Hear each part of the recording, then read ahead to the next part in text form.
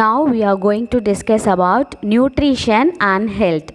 What is the meaning of the nutrition? Obtaining the food necessity for health and the growth, which is called nutrition. Health. Health means good health. Good health means a perfect health. I mean ஆரோக்கியமான அப்படின்னு சொல்லுவோம் இல்லையா, உடல் நலம். So it's is called a health. Okay, food is the basic necessity of life. Food is defined as any substance of either plant or animal origin consumed to provide nutritional support for an organism. இப்போ நமக்கு food is the basic necessity. சாப்பாடு தான் நமக்கு ஆற்றலை கொடுக்கறது, energy கொடுக்க சாப்பாடு தான். Food is define. ஃபுட்னா என்ன அப்படின்னா, any substance of either plant. இப்போ நம்ம சாப்பிட்ற ஃபுட் வந்து பிளான்ட்லேருந்தும் இருக்கலாம், இல்லை அனிமல்லேருந்தும் இருக்கலாம்.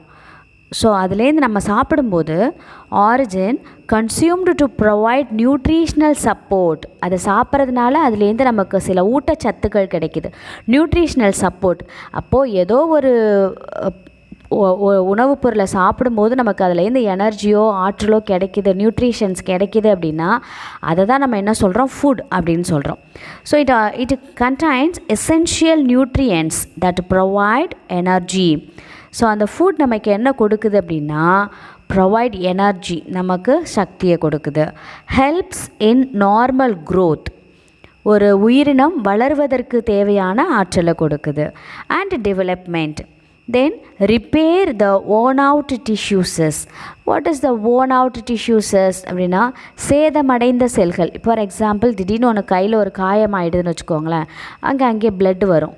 அப்போ காயம் ஆயிடுச்சுன்னா என்ன அங்கே அர்த்தம் அப்படின்னா, உன் பாடியில் இருக்க செல் வந்து டேமேஜ் ஆகிடுச்சுன்னு அர்த்தம். ஸோ அப்புறம் ஒரு 10 நாளில் 15 நாளில் பார்த்தோன்னா மருந்தெல்லாம் போட்டு அந்த புண்ணு வந்து ஆறிடும். அப்போ காரணம் என்ன அப்படின்னா, அந்த சிதைந்த செல்கள் அழிஞ்சு அந்த இடத்துல புதிய செல்கள் வளர்ந்துருக்கு. ஏன் புதிய செல்கள் வளருது அப்படின்னா, நம்ம சாப்பிட்ற ஃபுட்டில் இருக்க நியூட்ரிஷன்ஸ் என்ன பண்ணுதுன்னா புதிய செல்கள் வளர்கிறதுக்கு ஹெல்ப் பண்ணுது. Okay, so repair the worn out tissues. Protect the body from the diseases. So இன்றைக்கி பார்த்தோன்னா நிறைய நம்ம டிசீஸ், மைக்ரோ ஆர்கானிசம், நிறைய பாக்டீரியா, வைரஸஸ் நிறைய நம்ம வந்து பாடியில் ரிசீவ் பண்ணிட்டு தான் இருக்கோம். இப்போ ஃபார் எக்ஸாம்பிள் இன்றைக்கி பார்த்தோம் அப்படின்னா COVID-19 மாஸ்க்கை போடுறோம், ஹேண்ட் வாஷ் பண்ணுறோம், இவ்வளவும் பண்ணுற காரணம் என்ன அப்படின்னா, நம்மளை அறியாமே அந்த மைக்ரோ ஆர்கானிசம் வந்து நம்ம பாடியிலையோ வேறு எங்கேயோ நம்ம டச் பண்ணியோ உள்ளே ப்ரீத் பண்ணிடுறோம், ஏதோ பண்ணிடுறோம். ஸோ அப்போது நம்மக்கிட்ட இம்யூனிட்டி நிறையா இருந்துச்சு. அப்போ அந்த இம்யூனிட்டி எங்கேருந்து கிடைக்குதுன்னா ஃபுட்லேருந்து தான் கிடைக்குது. ஸோ அப்போது நல்லா சாப்பிட்டு அந்த நியூட்ரிஷன்ஸ் நம்மக்கிட்ட இருந்தது அப்படின்னாக்க அந்த மைக்ரோ ஆர்கானிசத்தை எதிர்த்து போராடி நம்ம பாடி வந்து நல்லா ஹெல்த்தியாக இருக்கும். அதுதான் அதுக்கு ஹெல்ப் பண்ணுறது கூட யாருன்னா ஃபுட் தான். Protect the body from the diseases with the help of the food only. Then food contamination with microorganism. So நிறைய பொருள் பார்த்தோம் அப்படின்னா, இப்போ சாப்பாடே ஒரு நாளைக்கு மேலே இருந்துச்சுன்னா கெட்டு போகுது இல்லையா. ஸோ அப்போ ஆட்டோமேட்டிக்காக அது ஸ்பாயில் ஆகும். அப்போ ஃபுட் ஐட்டம்ஸ் வந்து ஸ்பாயில் ஆகிறதுக்கு, கண்டாமினேட் ஆகிறதுக்கு, கெட்டு போகிறதுக்கு யார் காரணம் அப்படின்னா மைக்ரோ ஆர்கானிசம்ஸ் தான். மைக்ரோ ஆர்கானிசம்ஸ்னால் நமக்கு தெரியும் என்னென்னா, பாக்டீரியா, வைரஸஸ், ஃபங்கை, இது எல்லாமே மைக்ரோ ஆர்கானிசம்ஸ் தான். ஸோ இதனால தான் என்ன ஆகுதுன்னா ஃபுட் வந்து கெட்டு போகுது. ஸோ அந்த ஃபுட்டை நம்ம சாப்பிட்றோன்னா என்ன ஆகும்னா நமக்கு டிசீசஸ் வரத்துக்கு chances இருக்குது. Food contamination with microorganisms is a major source of illness, either in the form of infections or poisoning. நமக்கு இன்ஃபெக்ஷன்ஸும் ஆகலாம், சம்டைம்ஸ் ஃபுட் பாய்சன் சொல்கிறோம் இல்லையா, ஃபுட் பாய்சன்ஸும் ஆகலாம். ஸோ அதுக்கு ரீசன் யார், பேசிக் ரீசன் யார் அப்படின்னா மைக்ரோ ஆர்கானிசம்ஸ் தான். Food safety is becoming a major concern in this days. அப்போது ஃபுட் சேஃப்டிங்கிறது ரொம்ப முக்கியம். இந்த ஃபுட்டு தான் சாப்பிட்ணும், இந்த ஃபுட்டு சாப்பிடக்கூடாது, இது சேஃப்டி, இது கண்டாமினேஷன் இல்லை, இது பியூர் ஃபுட்டு, இது நல்ல ஃபுட்டு அப்படின்னு நம்ம செப்பரேட் பண்ணி தான் அதை நம்ம ஹெல்தி ஃபுட்டு அப்படின்னு செப்பரேட் பண்ணி தான் சாப்பிடணும். Food safety is becoming a major concern in this days. Adulteration of foodstuff is commonly practiced in India by traders. So ட்ரேடர்ஸ்னாக்கா வணிகர்கள் சொல்லுவாங்க இல்லையா, அதான் அடல்ட்ரேஷன் அப்படின்னா என்னென்னா கலப்படம், இன்றைக்கி நிறைய உணவுப் பொருள்களில் கலப்படம் இருக்குது. கலப்படம் இல்லாத தூய்மையான பொருள் அப்படின்னு கிடைக்கிறது இன்றைக்கி ரொம்ப கஷ்டமான ஒரு சூழலாக இருக்குது. Adulteration of food stuff is commonly practised in India by traders. So வணிகர்களால் சில நோக்கங்களுக்காக ஃபுட்டில் உணவுப் பொருள்களை என்ன பண்ணுறாங்கன்னா கலப்படம் பண்ணுறாங்க. Food is contaminated or adulterated from production to consumption for financial gain. So பொருளாதார லாபத்துக்காக, பண லாபத்துக்காக என்ன பண்ணுறாங்க அப்படின்னா கலப்படம் பண்ணுறாங்க.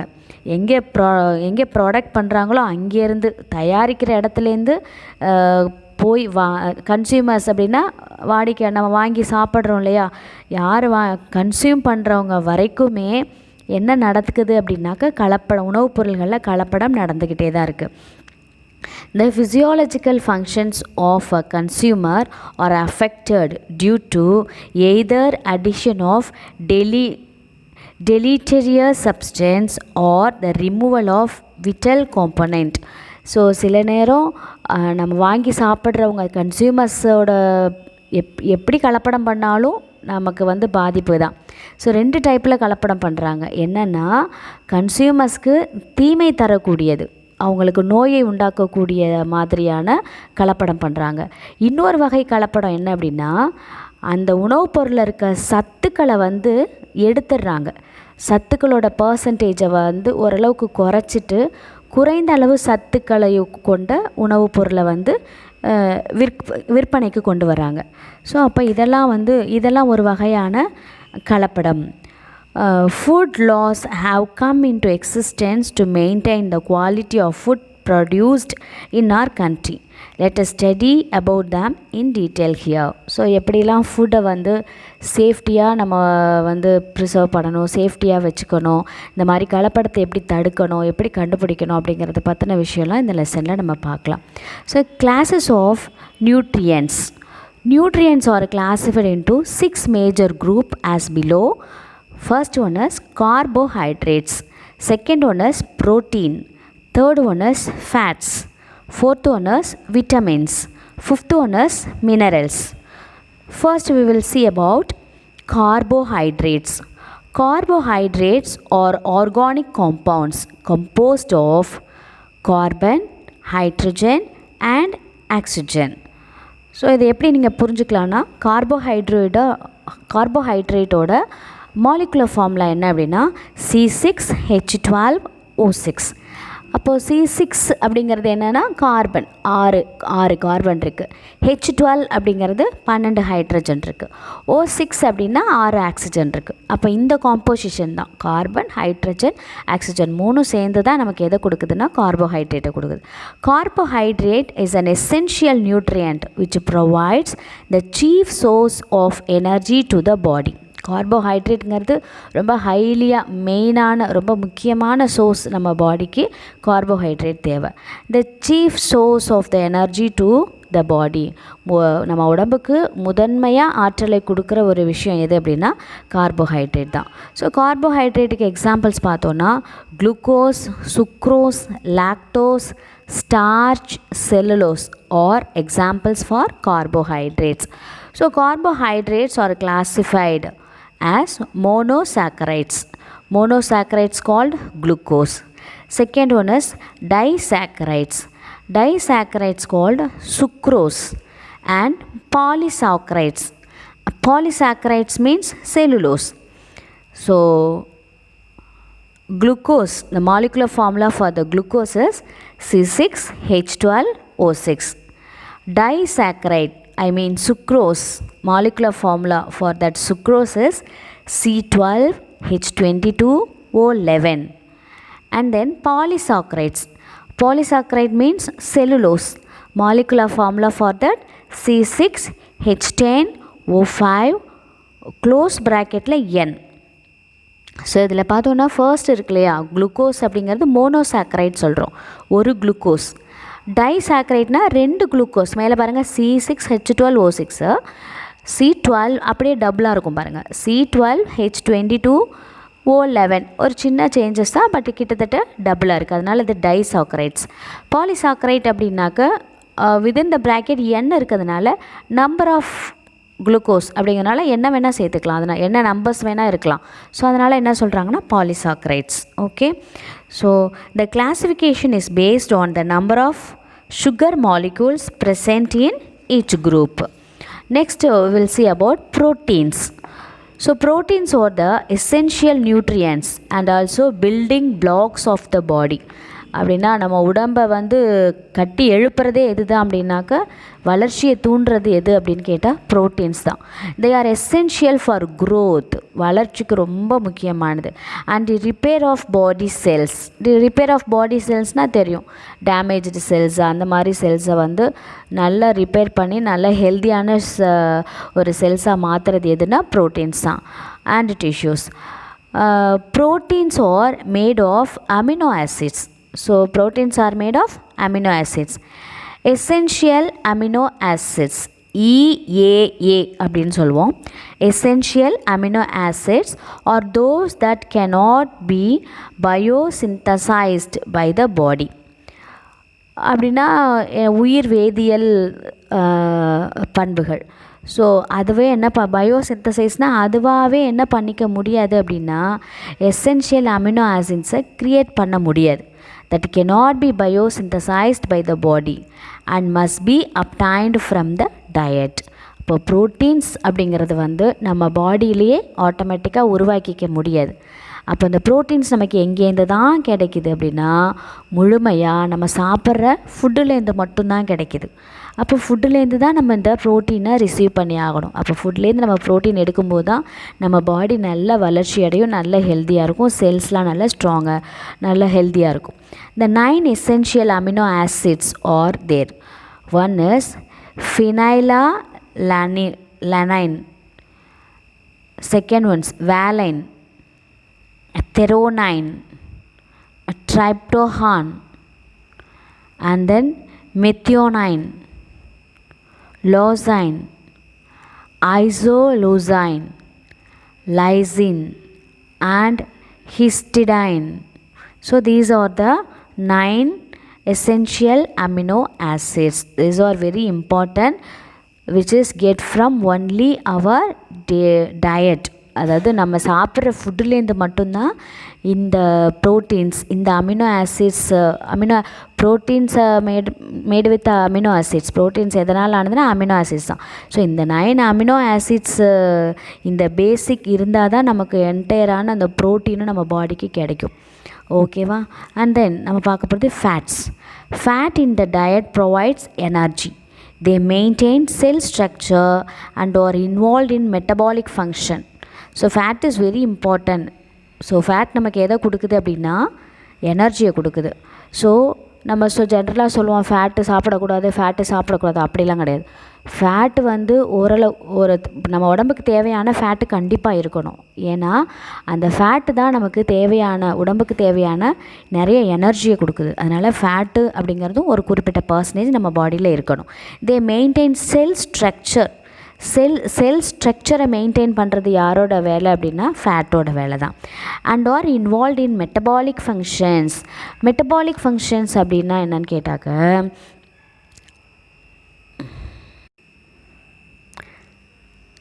the conversion of food to energy. the conversion of நம்ம சாப்பிட்ற ஃபுட் வந்து எனர்ஜியாக மாறுறது. to run cellular processes. அப்போது அந்த நம்ம சாப்பிட்ற ஃபுட் வந்து எனர்ஜியாக மாறி அந்த எனர்ஜி ஒவ்வொரு செல்லோட லைஃப் ப்ராசஸ்க்கு சப்போர்ட்டாக இருக்குது, ஹெல்ப்ஃபுல்லாக இருக்குது. ஸோ அதை தான் என்ன சொல்கிறோன்னாக்க மெட்டபாலிசம் ஃபங்க்ஷன், மெட்டபாலிசம் அப்படின்னு சொல்கிறோம். Okay, so this is called metabolic functions. So essential fatty acids cannot be synthesized in the body. மேலே ப்ரோட்டீனுக்கு சொன்னாலும் அதே மாதிரி தான். ஸோ பாடியால் என்ன பண்ண முடியாது அப்படின்னா தானாகவே உருவாக்கிக்க முடியாது.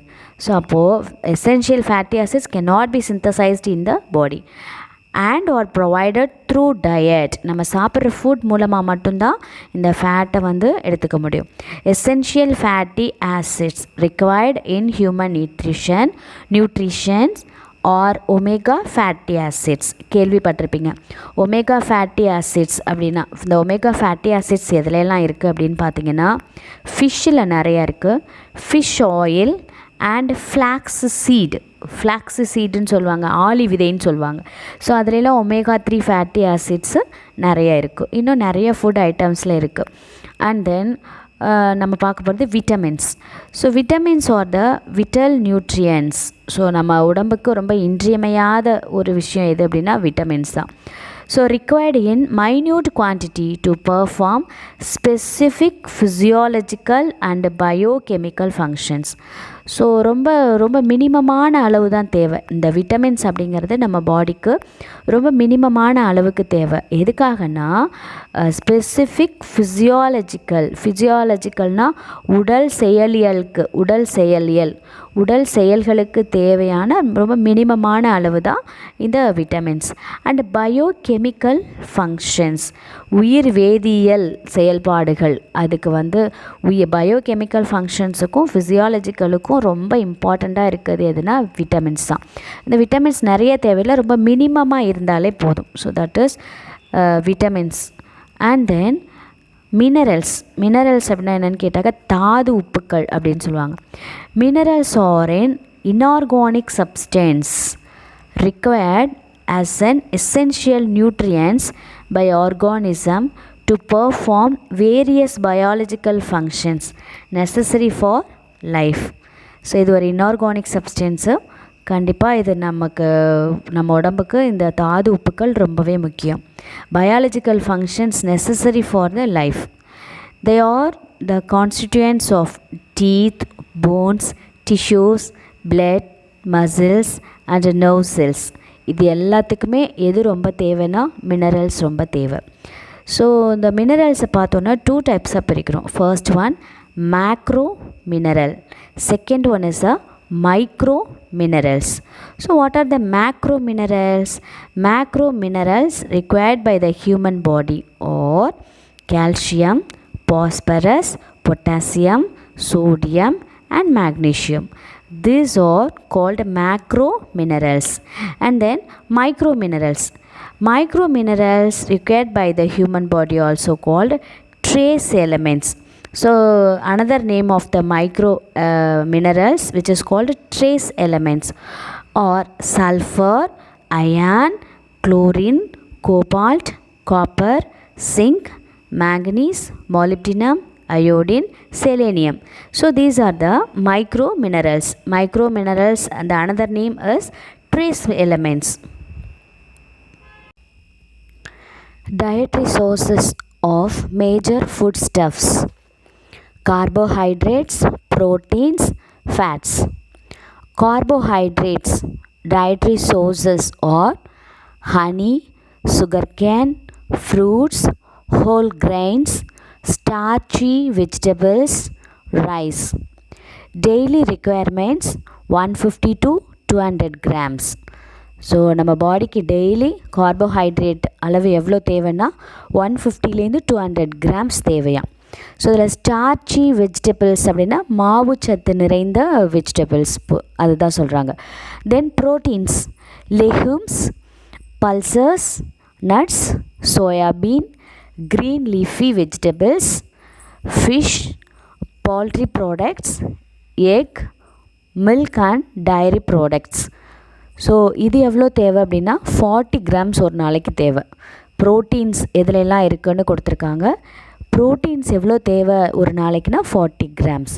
அடுத்து ஃபேட்ஸ் பார்த்தோன்னா எதுலெல்லாம் இருக்குது டயட்ரி சோர்சஸ் அப்படி பார்த்தோன்னா எக் அதாவது முட்டையோட மஞ்சள் கரு இருக்கு இல்லையா அதில். And saturated oil. அது என்ன சேச்சுரேட்டட் ஆயில் அப்படின்னா இந்த சேச்சுரேட்டட் ஆயிலோட நேச்சர் எப்படி இருக்குன்னா அட் ரூம் டெம்பரேச்சரில் சாலிடாக இருக்கும். இப்போ நீங்கள் பார்த்துருப்பீங்கள்ல வின்டர் சீசன்லலாம் பார்த்தீங்கன்னா தேங்காய் எண்ணெய் எப்படி ஆகிடும் அப்படின்னா அப்படியே பாட்டிலே உறைஞ்சி அப்படியே பிடிச்சி போயிருக்கும் பார்த்துருக்கீங்களா? அப்படியே வெண்ணெய் மாதிரி அப்படி இருக்கும். பட்டர் மாதிரி அப்படியே நல்லா உறைஞ்சி போயிருக்கும்ல. ஸோ அப்போது ரூம் டெம்பரேச்சரில் ஆயில் வந்து சாலிட் ஃபார்மில் மாறுச்சு அப்படின்னா அந்த ஆயிலை தான் என்ன சொல்கிறாங்கன்னா சேச்சுரேட்டட் ஆயில் அப்படின்னு சொல்கிறாங்க. ஸோ அப்போ அந்த சேச்சுரேட்டட் ஆயிலில் என்ன இருக்குன்னா நிறைய ஃபேட்டி கண்டென்ட் இருக்குது. அப்புறம் மீட். ஸோ இந்த ஃபேட் வந்து ஒரு நாளைக்கு நமக்கு எவ்வளோ தேவைன்னா 35 கிராம்ஸ் தேவைப்படுது நம்ம பாடிக்கு. ஓகேவா? Carbohydrate 150 to 200 grams, protein 40 grams, fat வந்து 35 கிராம்ஸ் தேவைப்படுது. So next one tables vitamins dietary sources deficiency disorders and symptoms. So எந்தெந்த விட்டமின் நமக்கு தேவை, அதோட சோர்ஸ் என்ன, அந்த விட்டமின் குறைபாட்டினால நமக்கு என்ன நோய் வருது, அதோட அறிகுறிகள் என்ன அப்படின்னு பார்க்க போகிறோம். First vitamin A. விட்டமின் ஏவோட இன்னொரு பேர் என்ன சொல்லலாம்னா ரெட்டினால் அப்படின்னு சொல்கிறாங்க. ஸோ இது விட்டமின் ஏ வேணும் அப்படின்னா நம்ம என்ன மாதிரியான ஃபுட்ஸ் எடுத்துக்கணும் அப்படின்னா carrot, papaya, leafy vegetables. Leafy வெஜிடபிள்ஸ்னாக்க இலைகள், அதாவது காய்கறி சொல்லுவோம்ல, வெஜிடபிள்ஸ் இல்லாமல் கீரை வகைகள், அதுதான். Fish liver oil, egg yolk, liver, dairy products. Dairy ப்ராடக்ட்ஸ்னால் நமக்கு தெரியும், பால் சார்ந்த பொருட்கள். அது பட்டராக இருக்கலாம், இல்லை நெய்யாக இருக்கலாம், அந்த மாதிரி. ஓகே. Deficiency disorders. இப்போ விட்டமின் ஏ குறைவுனால என்னென்ன ப்ராப்ளம்ஸ் வரும்னா ஜெரோப்தால்மியா அப்படிங்கிற ஒரு நோய் வருமா. இன்னொன்று நிக்டலோஃபியா.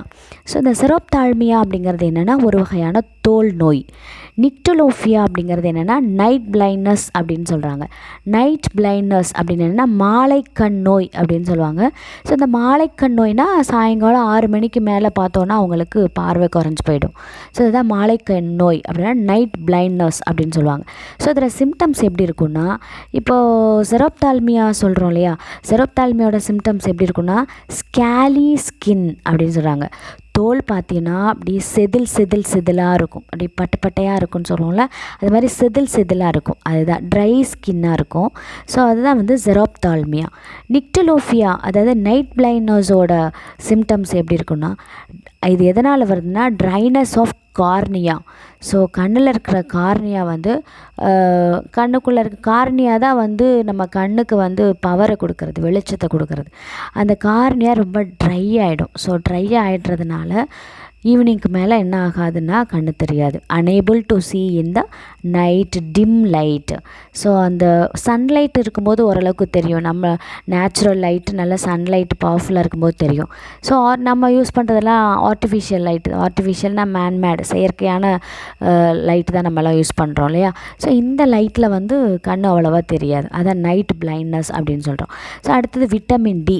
விட்டமின் டிக்கு இன்னொரு பேர் என்ன சொல்கிறாங்கன்னா கால்சிஃபெரால் அப்படி சொல்கிறாங்க. ஸோ இந்த கால்சிஃபெராலோட சோர்ஸஸ் என்னென்னா egg, liver, dairy products, fish synthesised by the skin in sunlight. இப்போ விட்டமின் டி நேச்சுரலாக உனக்கு வேணும் அப்படின்னா நம்ம என்ன பண்ணணும்னா சன்லைட் எக்ஸ்போஷரில் நம்ம இருக்கணும். ஸோ சன்லைட்டு நம்ம மேலே படுற மாதிரி இருக்கணும். ஸோ நேச்சுரலாக நமக்கு விட்டமின் டி கிடைக்கும். அதை இல்லாமல் மற்ற ப்ராடக்ட்லேயும் egg, liver, dairy product, fish இதில் எல்லாமே கிடைக்கிது. நேச்சுரலாக நமக்கு வந்து விட்டமின் டி கிடைக்கணும்னா சன்லைட்டு நம்ம தோலில் படுற மாதிரி நம்ம இருந்தாலே நம்ம தோல் என்ன பண்ணுன்னா ஆட்டோமேட்டிக்காக நேச்சுரலாகவே என்ன பண்ணுன்னா விட்டமின் டி ப்ரிப்ரேஷன் பண்ணி நமக்கு நம்ம பாடிக்கு தேவையான விட்டமின் டி வந்து கிடச்சிரும். ஓகே. ஸோ விட்டமின் டி குறைஞ்சிச்சின்னா என்ன நோய் வரும் அப்படின்னா ரிக்கட்ஸ் அப்படிங்கிற நோய் வரும். குழந்தைங்களுக்கு ரிக்கட்ஸ் அப்படிங்கிற நோய். இந்த நோய் என்ன பண்ணுன்னா மேக்ஸிமம் எலும்பை பாதிக்கும். ரிக்கட்ஸ் அப்படிங்கிறப்ப விட்டமின் டி குறைபாடு இருந்துச்சுன்னா என்ன நோய் வரும் அப்படின்னு கேட்டால் எலும்பு வளர்ச்சி குறைபாடு, எலும்பு தேய்மானம், இந்த மாதிரி எலும்பு சம்பந்தமான நோய்கள் வரும். இப்போ சிம்டம்ஸ் பார்த்திங்கன்னா பவ் லெக்ஸ் அப்படிங்கிறாங்க. பவ் லெக்ஸ் அப்படின்னா கால் வந்து ஒரு மாதிரி வளைஞ்ச மாதிரி இருக்கும். அது சும்மா கிராமத்துலலாம் சொல்லுவாங்களே கால் வந்து இது, அதாவது கவட்டை கால் அப்படின்னு சொல்லுவாங்க. ஸோ கவட்டை கால், 2 பக்கமும் கால் வந்து ஸ்ட்ரைட்டாக இல்லாமல் பெண்டான மாதிரி இருக்கும், கவட்டை கால் அப்படிம்பாங்க. இன்னொன்று டிஃபெக்டிவ் ரிப்ஸ், மார்பு எலும்பு. சில பேருக்கு பார்த்தா நெஞ்சு கூடு கட்டியிருக்கு அப்படிலாம் சொல்லுவாங்க தெரியுமா. ஸோ அதான் டிஃபெக்டிவ் ரிப்ஸ். ரிப்ஸ்னால் விலா எலும்பு. ஸோ விலா எலும்பு பாதிப்படைதல். இன்னொன்று டெவலப்மெண்ட் ஆஃப் பீஜியன் செஸ்ட், அதாவது இறகு கூடு போன்ற ஒரு மார்பு கூடு, மார்பு கூடு வந்து வித்தியாசமாக இருக்கும். ஸோ அதுதான் development of pigeon and chest அப்படி சொல்லுவாங்க. ஸோ இதெல்லாம் எதனால் ஏற்படுது அப்படின்னாக்கா இந்த ரிக்கட்ஸ் அப்படிங்கிற நோயினால். அடுத்தது விட்டமின் இ. விட்டமின் இக்கு பேர் என்ன சொல்கிறாங்கன்னா டோப்போஃபெரால். இது விட்டமின் இ நமக்கு வேணும்னா என்ன மாதிரியான சோர்ஸ்லேருந்து நமக்கு விட்டமின் இ கிடைக்கும் அப்படின்னா ஹோல் வீட், முழு கோதுமை, மீட்னால் நமக்கு தெரியும் கறி, இறைச்சி வகைகள், வெஜிடபிள் ஆயில், மில்க், இதுலேருந்துலாம் நம்ம விட்டமின் இயை வந்து எடுக்கலாம். ஸோ இது குறைபாடு டெஃபிஷியன்சி டிஸார்டர்ஸ். ஸோ இதனால் என்னென்ன ப்ராப்ளம் வரும்னா ஸ்டெரிலிட்டி இன் ரேட்ஸ், அதாவது எலிகளில் மலட்டுத்தன்மைன்னா தெரியும். மலட்டுத்தன்மைங்கிறது என்னென்னா யங் ஒன்றை ப்ரொடியூஸ் பண்ண முடியாது. அப்படின்னா என்னென்னா குழந்தை அதுக்கு வந்து பெற முடியாது. அதுதான் ஸ்டெரிலிட்டி இன் ரேட்ஸ். ரீப்ரொடக்டிவ் அப்நார்மாலிட்டிஸ், ரீப்ரொடக்ஷன் வந்து நடக்காது. மலட்டுத்தன்மை நிறைய பேருக்கு நம்ம பார்க்குறோம் இல்லையா, குழந்தை இல்லை அப்படிங்கிற ஒரு சுச்சுவேஷன் இருக்கும். அப்போ அந்த குழந்தை இல்லைங்கிற ஒரு சுச்சுவேஷனுக்கு என்ன காரணம்னா மேபி விட்டமின் இ டெஃபிஷியன்சியாக கூட இருக்கலாம். ஓகேவா. சிம்டம்ஸ் என்னென்னா ஸ்டெரிலிட்டி தான். ஸ்டெரிலிட்டிங்கிறது என்னென்னா இன்ஃபர்டிலிட்டி, மலட்டுத்தன்மை. ஓகே. அடுத்தது விட்டமின் கே. விட்டமின் கே அப்படின்னா டெரிவேட்டிவ் ஆஃப் குயினோன். விட்டமின் கேங்கிறது டெரிவேட்டிவ் ஆஃப் குயினோன். சோர்ஸ் என்னென்னா லீஃபி வெஜிடபிள்ஸ், நல்ல இலைகள் நிறைந்த காய்கறிகள், சோயா பீன்ஸ், மில்க், இதெல்லாம் தான் சோர்ஸு. ஸோ இது குறைபாட்டினால என்ன ஆகும்னா பிளட் கிளாட்டிங் இஸ் ப்ரிவென்டட். ரத்தம் உறையாது. அவங்களுக்கு காயம் பட்டுச்சு அப்படின்னா பிளட் ஓடிட்டே இருக்கும். பிளட் போயிட்டே இருந்துச்சுன்னா என்ன ஆகும், உறையிறதுக்கு ரொம்ப லேட் ஆகும். இப்போ நமக்குலாம் ஒரு காயம் ஏற்பட்டுச்சு அப்படின்னா கொஞ்ச நேரத்தில் பிளட் என்ன ஆகிடும், அந்த இடத்துல வந்து கிளாட் ஆகிடும், அப்படி காஞ்சு போய் உறைஞ்சி போயிடும். அப்போ உள்ளே இருக்க பிளட் என்ன ஆகாது, மீண்டும் வெளியில் வராது. ஆனால் இந்த விட்டமின் கே டெஃபிஷியன்சி இருக்கவங்களுக்கு பார்த்தோன்னா ரத்தம் வந்து உறையாது அவங்களுக்கு. அப்போ ரத்தம் உறையாதனால நிறைய பிளட் என்ன ஆகிட்டு இருக்கும்னா போய்கிட்டே இருக்கும். காரணம் என்ன அப்படின்னா vitamin K deficiency. Blood clotting is prevented. So இதோட சிம்டம்ஸ் என்னென்னா excessive bleeding due to delayed blood clotting. ரத்தம் சீக்கிரம் உறையாததுனால அவங்களுக்கு அதிகமான ரத்த இழப்பு ஏற்படும். ஸோ இந்த நோய்க்கு இன்னொரு பேர் என்ன சொல்லுவாங்கன்னா ஹீமோஃபீலியா அப்படின்னு சொல்லுவாங்க. ரத்த உறையாமை. இந்த நோய்க்கு பேர் என்ன, ரத்த உறையாமை நோய் அப்படிம்பாங்க. ஸோ அப்போது விட்டமின் கே நிறைய leafy vegetables, soya beans, milk இதெல்லாம் நிறைய எடுத்தோன்னா விட்டமின் கே டெஃபிஷியன்ஸை ஓரளவுக்கு அவாய்ட் பண்ணலாம். ஓகேவா. ஸோ அடுத்து நம்ம பார்க்க போகிறது என்னென்னா வாட்டர் சால்யூபிள் விட்டமின்ஸ். ஒரு சில விட்டமின்ஸ் பார்த்தோன்னா நீரில் கரையும், தண்ணியில் கரையும். ஒரு சில விட்டமின்ஸ் பார்த்தோன்னா ஃபேட்டில் தான் கரையும். ஸோ அப்படி பார்த்தோன்னா இங்கே என்னென்ன விட்டமின்ஸ் வந்து வாட்டரில் வந்து சால்யூபிள் ஆகும், சால்யூபிள்னால் கரையும். First vitamin B1. விட்டமின் B1க்கு இன்னொரு பேர் என்னென்னா தயமின். ஓகே. ஸோ இது எதில் எல்லாம் இருக்குது விட்டமின் B1னா ஹோல் கிரைன்ஸ், எல்லா முழு தானியங்கள்லையும், பயிறு, கொண்டக்கடலை, அந்த மாதிரி கடலை, அந்த மாதிரி எல்லா முழு தானியங்கள்லையும் என்ன இருக்குன்னா விட்டமின் B1 இருக்குது. ஈஸ்ட், எக்கு, லிவர், ஸ்ப்ரவுட்டட் பல்சஸ்ங்கிறது என்னென்னா முளை கட்டிய தானியங்களில் விட்டமின் B1 அதாவது தயமின் இருக்குது. ஸோ விட்டமின் B1 குறையிறதுனால அது குறைபாடு இருந்துச்சுன்னா என்ன நோய் ஏற்படும்னா பெரிபெரி. விட்டமின் B1னால் என்ன நோய் ஏற்படும்னா பெரிபெரி, விட்டமின் B1 டெஃபிஷியன்சினால். அதுக்கான சிம்டம்ஸ் என்னென்னா degenerative changes in the nerves. அப்படின்னா என்னென்னா நரம்புகள் சிதைவுறும். நரம்புகள் வந்து நிறைய பேருக்கு நரம்பு தளர்ச்சி, நரம்பு சிதைவு, நரம்பு சுருட்டு அப்படின்லாம் சொல்கிறாங்க இல்லையா, நரம்பு சுருட்டிக்கும் அந்த மாதிரி. So degenerative changes in the nerves, நரம்பில் வந்து சிதைவு ஏற்படும். அடுத்த சிம்டம்ஸ் என்னென்னா மசில்ஸ் பிகம் வீக். அதாவது தசைகள் சொல்லுவோம் இல்லையா, நம்ம தசைகள் ரொம்ப வீக் ஆகிடுமா. அடுத்தது பராலிசிஸ்னால் தெரியும், பக்கவாதம். இந்த பக்கவாதம் அப்படிங்கிறது என்னென்னா ஒரு நரம்பு சம்மந்தப்பட்ட நோய் தான். ஸோ நரம்பு வந்து ப்ராப்பராக ஃபங்க்ஷன் ஆகாததுனால ஏற்படுற ஒரு நரம்பு சிதைவுனால் ஏற்படுற ஒரு பெரிய வியாதி தான் என்னென்னா பராலிசிஸ். ஸோ இதெல்லாம் அவாய்ட் பண்ணணுன்னா விட்டமின் B1 எதுலெல்லாம் இருக்கோ அதை நல்லா சாப்பிடணும். அடுத்தது விட்டமின் B2. ஸோ விட்டமின் B2னா ரிபோஃப்ளோவின். ரிபோஃப்ளேவின். ஸோ இதில் பார்த்தோன்னா என்னென்ன இருக்குது அப்படின்னா எதுல எல்லாம் இருக்குன்னா milk, egg, liver, green vegetables, whole grains. Okay, so இதனால் என்ன நோய் வரும், இது குறைபாடாக இருந்துச்சுன்னா என்ன நோய் வரும்னா எரிப்போ ஃப்ளாவினோசிஸ் அப்படிங்கிற நோய் வரும். இதுக்கு பேர் என்ன சொல்கிறாங்கன்னா கீலியோசிஸ் அப்படின்னு சொல்கிறாங்க. ஓகேவா? ஸோ இதோட சிம்டம்ஸ் என்னென்னா இரிட்டேஷன் இன் ஐஸ், விட்டமின் B2 குறைஞ்சிச்சின்னா கண் எப்போ பார்த்தாலும் அரிச்சிக்கிட்டே இருக்குமா. அடுத்தது ட்ரை ஸ்கின், தோல் பார்த்தோன்னா ரொம்ப ட்ரையாக இருக்கும். அடுத்தது இன்ஃப்ளமேஷன் ஆஃப் லிப்ஸ், உதடுகள்லாம் புண்ணு மாதிரி வீங்கி காணப்படும். இன்னொரு ஃபிஷர்ஸ் இந்த கார்னர்ஸ் ஆஃப் த மவுத், வாயோட ஓரத்துலலாம் பார்த்தோம்னா வாய் புண்ணுன்னு சொல்லுவோம்ல, அப்படியே பிளவுகள் ஏற்படும். இதுக்கு காரணம் என்னன்னாக்கா விட்டமின் B12 குறைபாடு தான். விட்டமின் B12 வாய் புண்ணு வர்றது, வாய் ஓரங்கள்லாம் அப்படியே சில பேருக்கு நம்ம பார்த்துருப்போம் இல்லையா, வாய் ஓரங்களெல்லாம் அப்படியே அப்படின்ற மாதிரி ஒரு பிளவு மாதிரி ஏற்பட்டு அப்படியே பிளட்டு வர்றதுக்கு ரெடியாக இருக்கிற மாதிரி ஒரு மாதிரி ரெட்டிஷாக இருக்கும். ஸோ அதுக்கெல்லாம் காரணம் என்னென்னா லேக் ஆஃப் விட்டமின் B2 தான். ஸோ நிறைய B2 கண்டென்ட் இருக்க milk, egg, liver, green vegetables எல்லாம் சாப்பிட்டோன்னா அந்த ப்ராப்ளம்ஸ்லாம் எல்லாமே சரியாயிடும். அடுத்தது விட்டமின் B3 நியாசின் எதுலெல்லாம் இருக்குன்னா milk, X, liver, lean meet. Lean meet அப்படின்னா என்னென்னு கேட்டால் கொழுப்பு சத்து குறைவாக இருக்கிற இறைச்சி, அதுதான் வந்து லீன் மீட். அடுத்து கிரவுண்ட் நட்னால் திரும்பி நமக்கு நிலக்கடலை. அடுத்தது பிரான்ங்கிறது ஒன்றும் கிடையாது, உமி அல்லது தவிடு, அதுதான். இதிலெல்லாம் என்ன இருக்குன்னா விட்டமின் B3 இருக்குது. விட்டமின் B3 குறைபாட்டினால என்ன நோய் வரும்னா பெல்லகரா நோயோட சிம்டம்ஸ் என்னென்னா இன்ஃப்ளமேஷன் ஆஃப் ஸ்கின், அப்படியே தோலெல்லாம் அப்பப்போ பார்த்தோன்னா தடிச்சு போயிடும். லாஸ் ஆஃப் மெமரி அப்படின்னா என்னென்னா நினைவாற்றல் குறைஞ்சி போயிடும். இன்னொன்று டயரியாங்கிறது அடிக்கடி வயிற்றுப்போக்கு நடக்கும். இதுதான் பெல்லகராவோட அறிகுறி. அடுத்தது விட்டமின் B6.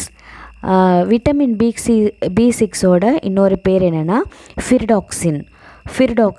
ஓகே, அதோட சோர்ஸ் என்ன? B6 எதுலெல்லாம் இருக்குது அப்படின்னா meat, fish, egg, germs of grains and cereals, rice, polishing, இதில் எல்லாத்துலேயுமே என்ன இருக்குன்னா விட்டமின் B6 இருக்குது. ஸோ இந்த B6 குறைவுனால என்ன நோய் ஏற்படும் அப்படின்னா டெர்மாட்டிட்டிஸ் அப்படிங்கிற நோய் ஏற்படும். இதோட சிம்டம்ஸ் என்னென்னா ஸ்கேலி ஸ்கின், ஏற்கனவே நம்ம சொல்லியிருக்கோம். ஸ்கேலி ஸ்கின் அப்படின்னா ரொம்ப ட்ரையாக செதிலாக இருக்கும், அதுதான் ஸ்கேலி ஸ்கின். இன்னொன்று நர்வஸ் டிஸார்டர் அப்படின்னா நரம்பு குறைபாடு, நரம்பு வந்து ப்ராப்பர் ஃபங்க்ஷனிங்கில் இருக்காது, அதுதான் வந்து nervous disorder. And then vitamin B12 அப்படிங்கிறதுனா சயனோகோபாலமின். ஸோ சோர்ஸ் பார்த்தோன்னா milk, meat, liver, pulse, cereals, fish, இதில் எல்லாத்துலேயுமே விட்டமின் B12 இருக்குது. ஸோ இதோட டெஃபிஷியன்ஸ்னால என்ன நோய் வருதுன்னா பெர்னீஷியஸ் அனீமியா. பெர்னீஷியஸ்னால் உயிரை போக்கும் இரத்த சோகை. இந்த இரத்த சோகைனால் ஒரு கட்டத்தில் என்ன ஆகிடுமா, உயிரே போயிடுமா. அதனால் அதுக்கு பேர் என்ன வச்சுருக்காங்க, பெர்னீஷியஸ் அனீமியா. ஓகே, ஸோ இதில் சிம்டம்ஸ் என்னென்னா decrease in red blood cell productions. RBC red blood, நம்ம பாடியில் இருக்கிற ஆர்பிசி செல்லு, நம்ம பாடியில் ஆர்பிசி ரெட் பிளட் செல்ஸ் இருக்கும், அந்த ரெட் பிளட் செல்லோட கவுண்ட்டு அது உருவாகிறதே கம்மியாக இருக்குமா ரத்த சோகை இருந்துச்சுன்னா. டீஜென்ரேஷன் ஆஃப் ஸ்பைனல் கார்டு பார்த்தோம் அப்படின்னா தண்டுவட நரம்பு குறைபாடு. ஸோ தண்டுவட நரம்பு வந்து அவ்வளோ ப்ராப்பராக ஃபங்க்ஷனாக இருக்காது, அந்த குறைபாட்டோடு தான் இருக்கும். இது ஒரு ரீசன். விட்டமின் B12 குறைஞ்சிச்சின்னா இந்த 2 சிம்டம்ஸும் தெரியும். அடுத்தது vitamin C, ascorbic acid. So இதர் சோர்ஸஸ் என்னென்னா leafy vegetables, sprouts, citrus fruits like gooseberry, lemon, orange. கூஸ்பெரினா என்ன? நெல்லிக்காய். லெமன், ஆரஞ்சு உனக்கு தெரியும். ஸோ இந்த விட்டமின் C குறைபாடுனா என்ன நோய் வரும்னா ஸ்கர்வின்னு ஒரு நோய் வருமா. இந்த ஸ்கர்வி வந்தால் என்னென்ன சிம்டம்ஸ் இருக்கும், எந்த மாதிரி இருக்கும்? ஸ்வோலன் அண்ட் ப்ளீடிங் கம்ஸ். சில பேருக்கு பார்த்தோன்னா பல் விளக்கும் போது, சும்மாவே இருக்கும்போது பல்லுக்கு மேலே இந்த கம் இருக்குல்ல, ஈறு சொல்லுவாங்க, அது அப்படியே வீங்கிக்கும். சில பேருக்கு ரத்தம் அப்படிலாம் வரும், சலம், ரத்தம் அப்படின்லாம் வரும். So delay in healing of wounds. ஏதாவது காயம் பட்டால் அவ்வளோ சீக்கிரம் ஆறாது. அடுத்து பார்த்தோன்னா teeth and bones malformed. So பல்லும் சரி எலும்பும் சரி நல்லா ஆரோக்கியமாக இருக்காது, நல்லா ஸ்ட்ரென்த்தனாக இருக்காது, ஒரு குறைபாடோடய இருக்கும். ஸோ இதுக்கெலாம் யார் காரணம்னா விட்டமின் சி குறைபாடாக இருக்கிறது தான் காரணம். ஸோ இதை அவாய்ட் பண்ணணும் அப்படின்னா அது எஸ்பெஷலி ஸ்வோலன் அண்டு ப்ளீடிங் கம்ஸ், ஈறு நல்லா ஸ்ட்ராங்காக இருந்தால் தான் ரொம்ப நாளைக்கு ஸ்ட்ராங்காக இருக்கும். அதனால் அதை அவாய்ட் பண்ணணும்னா நிறைய விட்டமின் சி கண்டென்ட் நிறைய நம்ம சாப்பிட்ணும். ஸோ நிறைய வெஜிடபிள்ஸு, ஸ்ப்ரவுட்டு, சிட்ரஸு, புளிப்பு சுவை சார்ந்த நிறைய ஃப்ரூட்ஸ்லாம் சாப்பிட்ணும். ஸோ அதெல்லாம் சாப்பிட்டாலே ஓரளவுக்கு விட்டமின் சி நமக்கு கிடச்சிரும். ஸோ அப்போது நம்ம ஹெல்த்தியாக இருக்கலாம் இந்த மாதிரி சிம்டம்ஸ்லாம் இல்லாமல். ஓகே. ஸோ அண்ட் தென் அடுத்த டேபிள் நம்ம பார்க்கும்போது minerals, dietary source functions and deficiency disorders. So minerals பார்த்தோம் அப்படின்னா 2 டைப்ஸ் ஆஃப் மினரல்ஸ் நம்ம பார்த்தோம். ஒன்று என்னென்னா மேக்ரோ மினரல்ஸ், இன்னொன்று மைக்ரோ மினரல்ஸ் அப்படி பார்த்தோம். ஸோ மேக்ரோ நியூட்ரியன்ஸ், இங்கே மைக்ரோ நியூட்ரியன்ஸ் பார்க்க போகிறோம். ஸோ இதெல்லாம் மேக்ரோ அப்படின்னா மேக்ரோ நியூட்ரியன்ஸ்னால் கால்சியம், சோடியம், பொட்டாசியம். ஸோ கால்சியமோட சோர்ஸ் என்னென்னா dairy product, beans, cabbage, egg, fish. Dairy ப்ராடக்ட்ஸ்னால் பால் பொருள்கள், beans, cabbage, egg, fish. So macro நியூட்ரியன்ஸோட ஃபங்க்ஷன்ஸ் என்ன?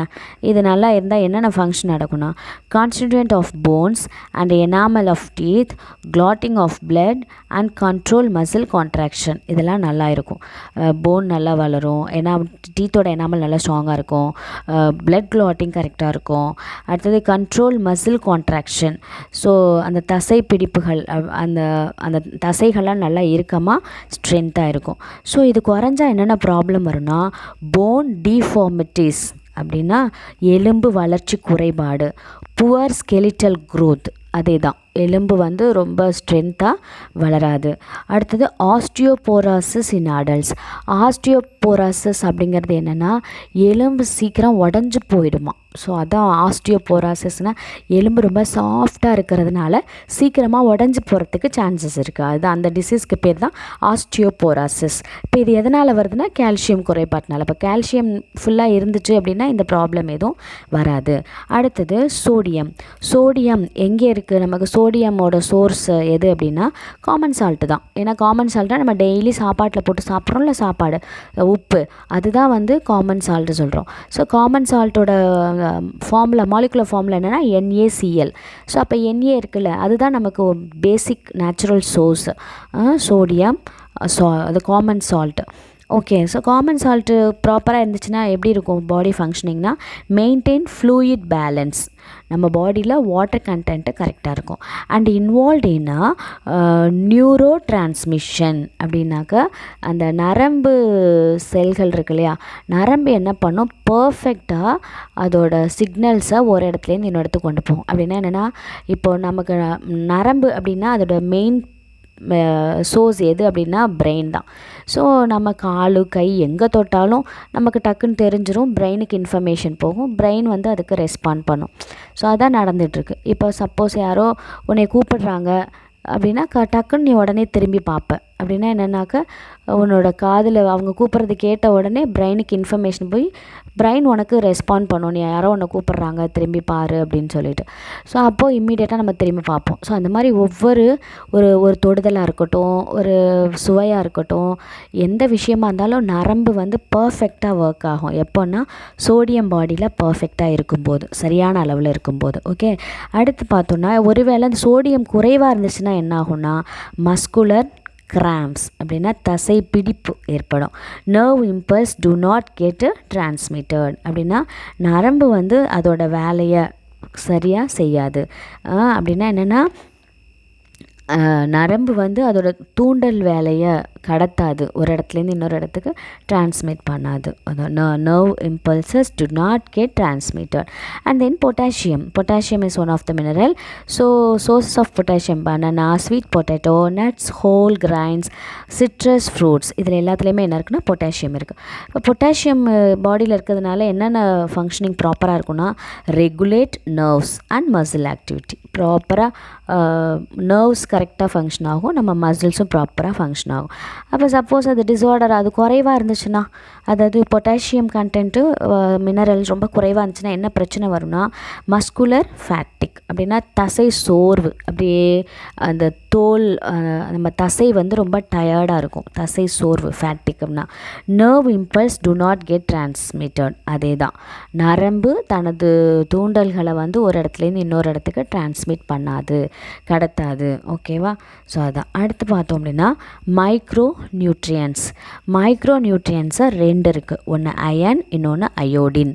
ஸோ அயன் இதிலெல்லாம் இருக்குது அப்படின்னு பார்த்தோன்னா ஸ்பினாச்னா ஒன்றும் இல்லை, பசலைக்கீரை, அதான் ஸ்பினாச். அப்புறம் டேட்ஸ் தான் உனக்கு தெரியும். Green, broccoli, whole serials, nuts, fish, liver. So micro nutrients இது. இப்போ அயன் வந்து ப்ராப்பராக இருக்குது பாடியில் அப்படின்னா பாடி எப்படி ஃபங்க்ஷன் ஆகும்னா, இப்போ important component of haemoglobin iron கண்டிப்பாக இருக்குது அப்படின்னா நம்ம பாடியில் இருக்க பிளட்டில் ஹீமோக்ளோபின் கண்டென்ட்டு பேலன்ஸ்டாக இருக்கும்.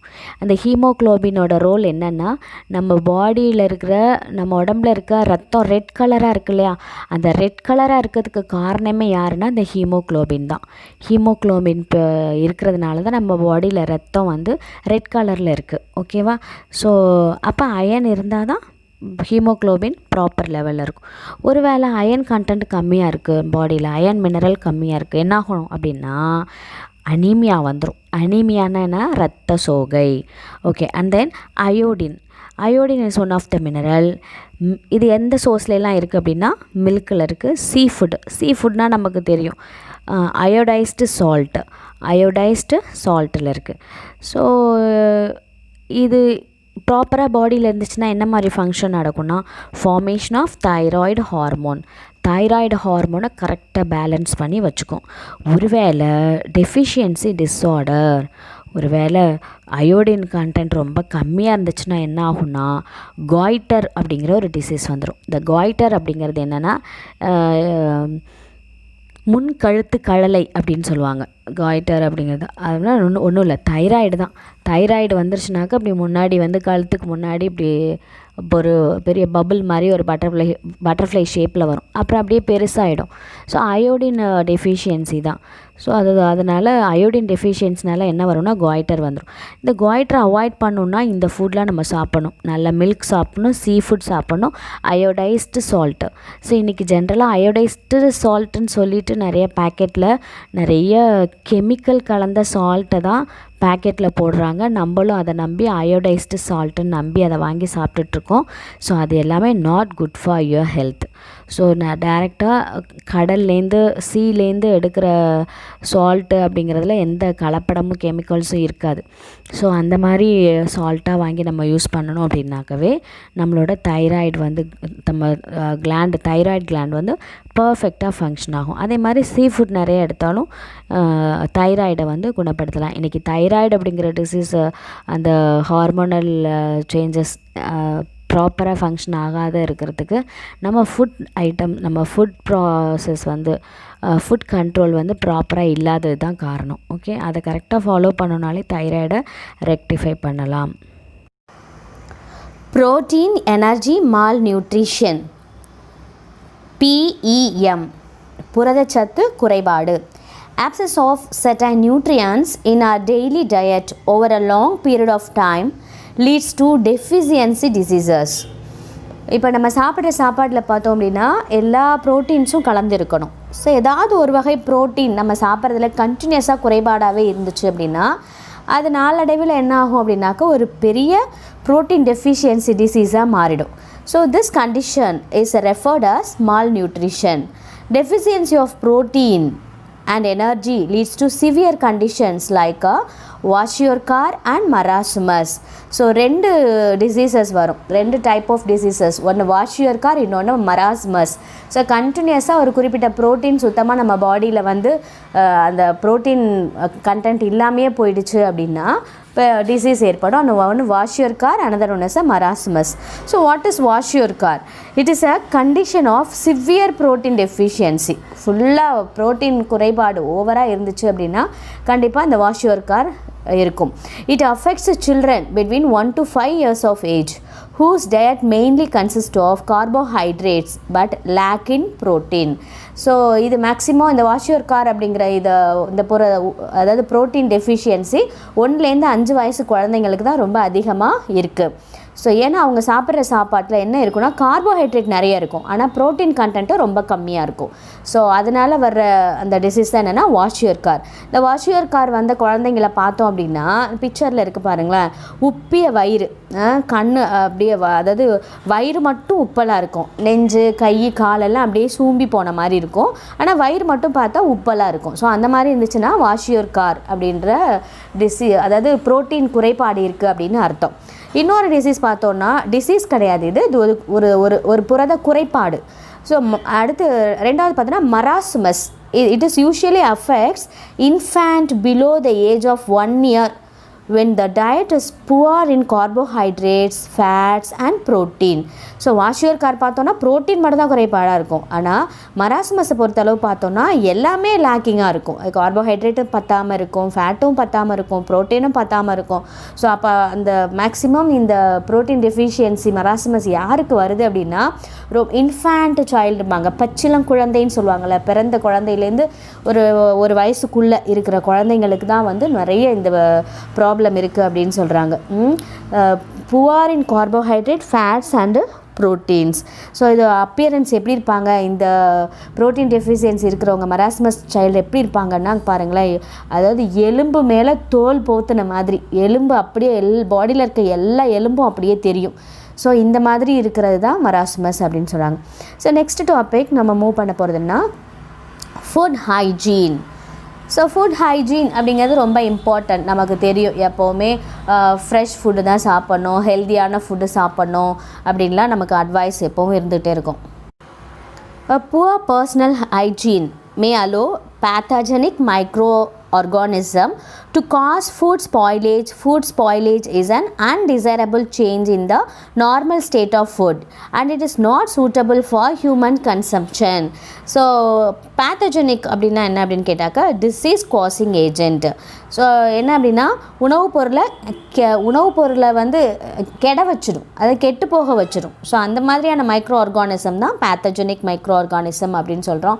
அது எதுவாக வேணால் இருக்கலாம், ஃபங்கலாக இருக்கலாம், வைரஸாக இருக்கலாம், பாக்டீரியாவாக இருக்கலாம், என்னவா வேணால் இருக்கலாம். So poor personal hygiene may allow pathogenic microorganism to cause food spoilage. அப்போ சமைக்கிற ஃபுட்டு கெட்டு போகிறதுக்கு பல காரணம் இருக்கும். ஸோ ப்ராப்பர் ஹைஜீன் இல்லை அப்படின்னாலே கெட்டு போகிறதுக்கு வாய்ப்பு ஜாஸ்தியாக இருக்குது.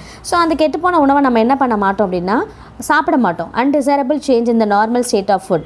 ஸோ என்ன பண்ணோம் அப்படின்னாக்கா ஒரு ஹெல்த்தியான ஃபுட்டை என்ன பண்ணிவிடும்னாக்கா ஸ்பாயில் பண்ணிவிடும். ஸோ நமக்கு பிடிக்காத அன்டிசைரபிள் நமக்கு பிடிக்காத மாதிரி ஆயிடுச்சு அப்படின்னாலே அது ஸ்பாயில்டு ஃபுட்டு தான். So and it's not suitable for human consumption, நம்மளால் சாப்பிட முடியாது. சைன் ஆஃப் ஃபுட் ஸ்பாயிலேஜ் எப்படிலாம் இருக்கும், ஒரு ஸ்பாயில்டு ஃபுட் அப்படின்னா எப்படி இருக்கும் நமக்கு நல்லாவே தெரியும் இல்லையா. ஒரு மாதிரி பேட் ஸ்மெல் வந்துடும், கலர் மாறி போயிடும், டேஸ்ட் மாறி போயிடும். ஸோ அந்த மாதிரி இருந்தாலே ஃபுட் இஸ் ஸ்பாயில்டு. ஸோ இங்கே பாருங்களேன், sign of food spoilage include the change in அப்பியரன்ஸ்னால் தோற்றம் மாதிரி இருக்கும், கலர், அதே மாதிரி டெக்ஸ்சர், ஓடர் அண்ட் டேஸ்ட். ஓடர்னா ஸ்மெல் அண்ட் டேஸ்ட் எல்லாமே மாறிடும். எதுனா spoiled food. Factors responsible for food spoilage are given below. So எதெல்லாம் ரீசன் ஒரு ஃபுட்டு கெட்டு போகிறதுக்கு எதெல்லாம் ரீசன்னா 2 ரீசன் சொல்கிறாங்க, internal factors and external factors. So what is the internal factors? It include enzymatic activities and moisture content of the food. So enzymatic அப்படின்னா தமிழ் வந்து நொதின்னு சொல்லுவாங்க.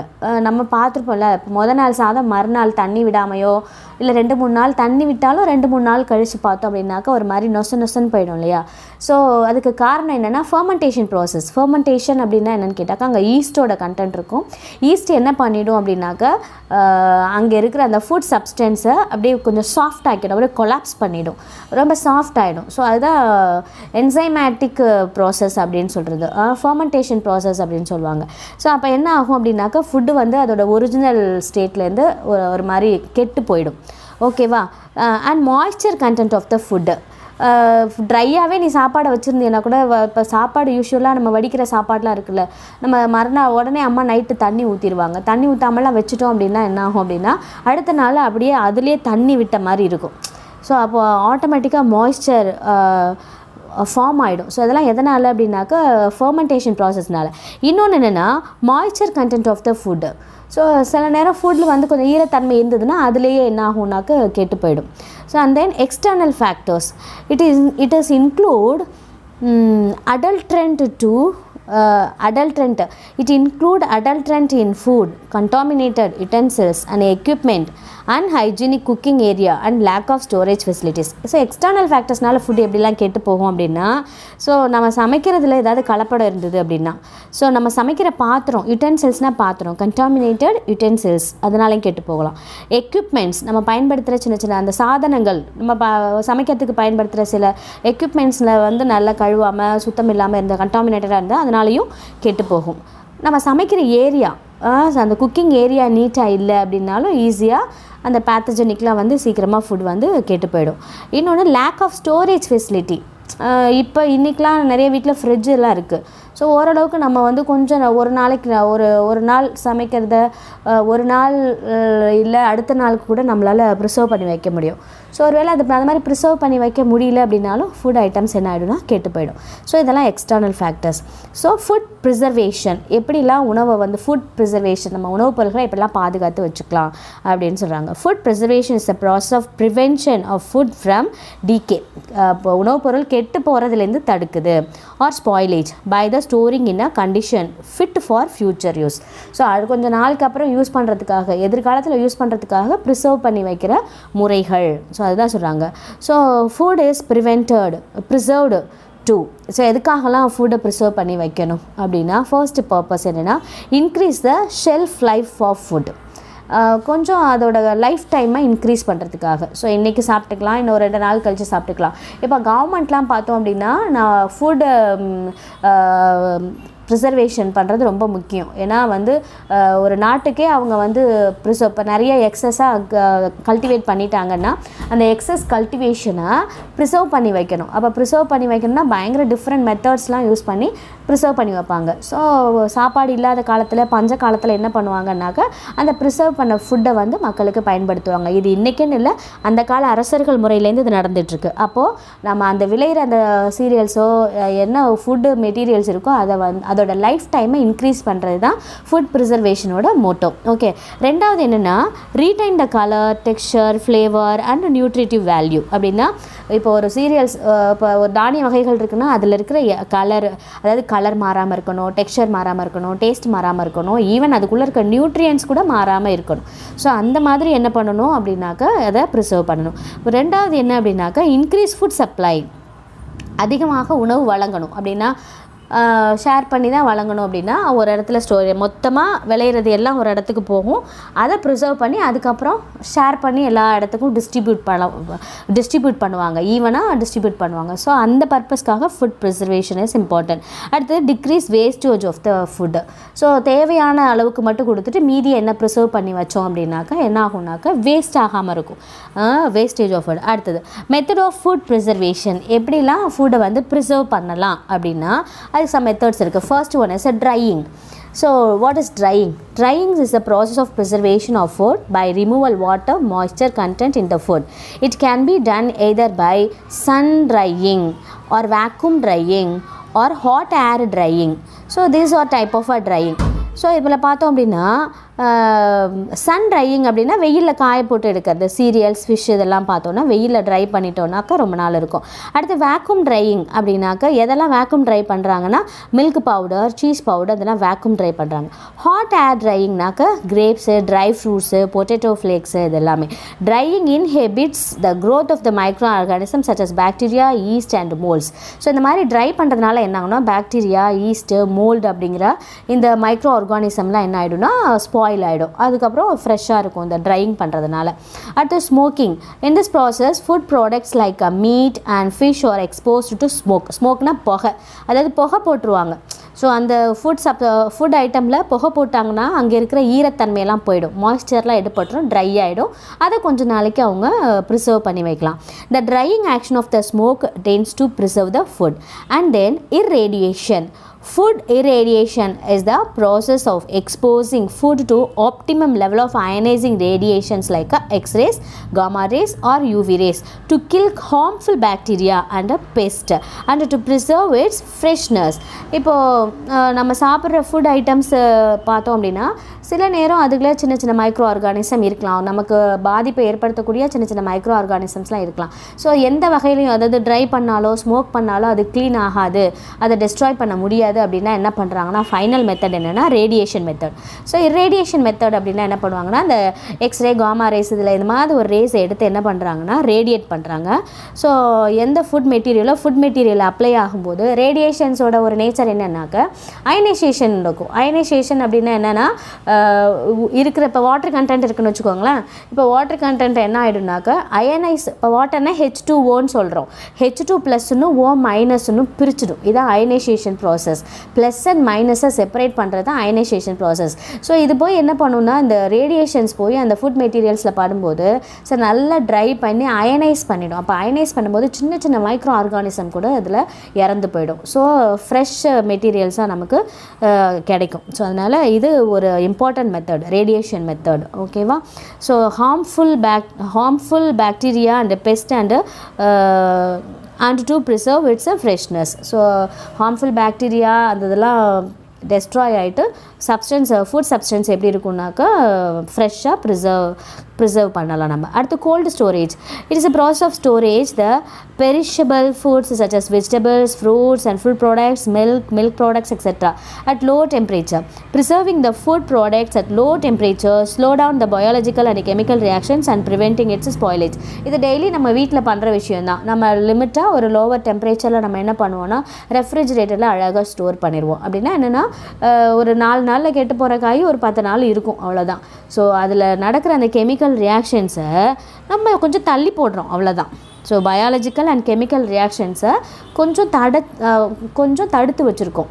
சில நாட்களுக்கு அது வந்து பயாலஜிக்கல் ரியாக்ஷனோ இல்லை கெமிக்கல் ரியாக்ஷனோ நடக்காமல் இருக்கும். கொஞ்சம் நாள் கழித்து அது பத்திரப்படுத்திக்கலாம். அதனால தான் நம்ம ரெஃப்ரிஜிரேட்டர் யூஸ் பண்ணிகிட்ருக்கோம்.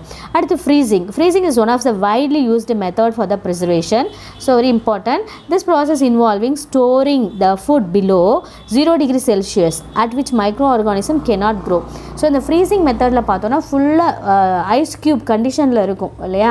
அப்போ 0 degree Celsiusல நம்ம ஃபுட் மெட்டீரியல்ஸை ப்ரிசர்வ் பண்ணி வைக்கிறது பயங்கர சேஃப்ன்றாங்க. என்ன காரணம்னா 0 degree Celsiusல எந்த மைக்ரோ ஆர்கானிசமும் சர்வைவ் பண்ணாது. அப்போ எந்த மைக்ரோ ஆர்கானிசமும் ஃபுட் ஐட்டம்ஸை என்ன பண்ண முடியாது, டீகே பண்ணவோ டெஸ்ட்ராய் பண்ணவோ முடியாது. ஸோ கெமிக்கல் ரியாக்ஷன்ஸ் ஆர் அந்த 0 degree Celsiusல எந்த கெமிக்கல் ரியாக்ஷனும் நடக்காது, எந்த மைக்ரோ ஆர்கானிசமும் இருக்காது, எந்த மெட்டபாலிக் ரியாக்ஷனும் இருக்காது. ஓகேவா? மெட்டபாலிக் ரியாக்ஷன் இருந்தாலும் ரொம்ப டிலேடாக இருக்கும். ஸோ அதனால் 100% ஃபுட் மெட்டீரியல்ஸ் கெட்டு போகாமல் இருக்கிறதுக்கு இது ஒரு best method, freezing method. Okay. And then pasteurisation அந்த மெத்தட் வந்து நமக்கு ரொம்ப ஃபெமிலியர்னு சொல்லலாம். என்னென்னா டெய்லி நம்ம இந்த பால் பாக்கெட்னு வாங்குகிறோம் இல்லையா கடையில்.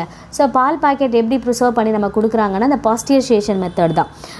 Pasteurisation is a process of heat treatment of liquid food products.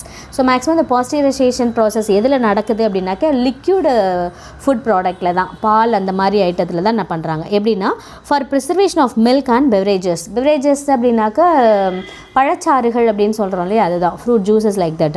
This process also involves boiling of milk to a temperature of 63 degree Celsius for about 30 minutes and suddenly cooling to destroy the microbes present in the milk. So என்ன பண்ணுறாங்கன்னா இப்போ பெரிய பால் diary ஃபார்ம்ஸ்லாம் இருக்கு இல்லையா, நிறைய பால் கிடைக்கும். அந்த பாலை வந்து என்ன பண்ணுறாங்க all over the state or distribute பண்ணணும் அப்படின்னாக்கா அதை ப்ரிசர்வ் பண்ணி என்ன பண்ணுவாங்க, பாக்கெட் போட்டு எல்லாருக்கும் கொடுப்பாங்க.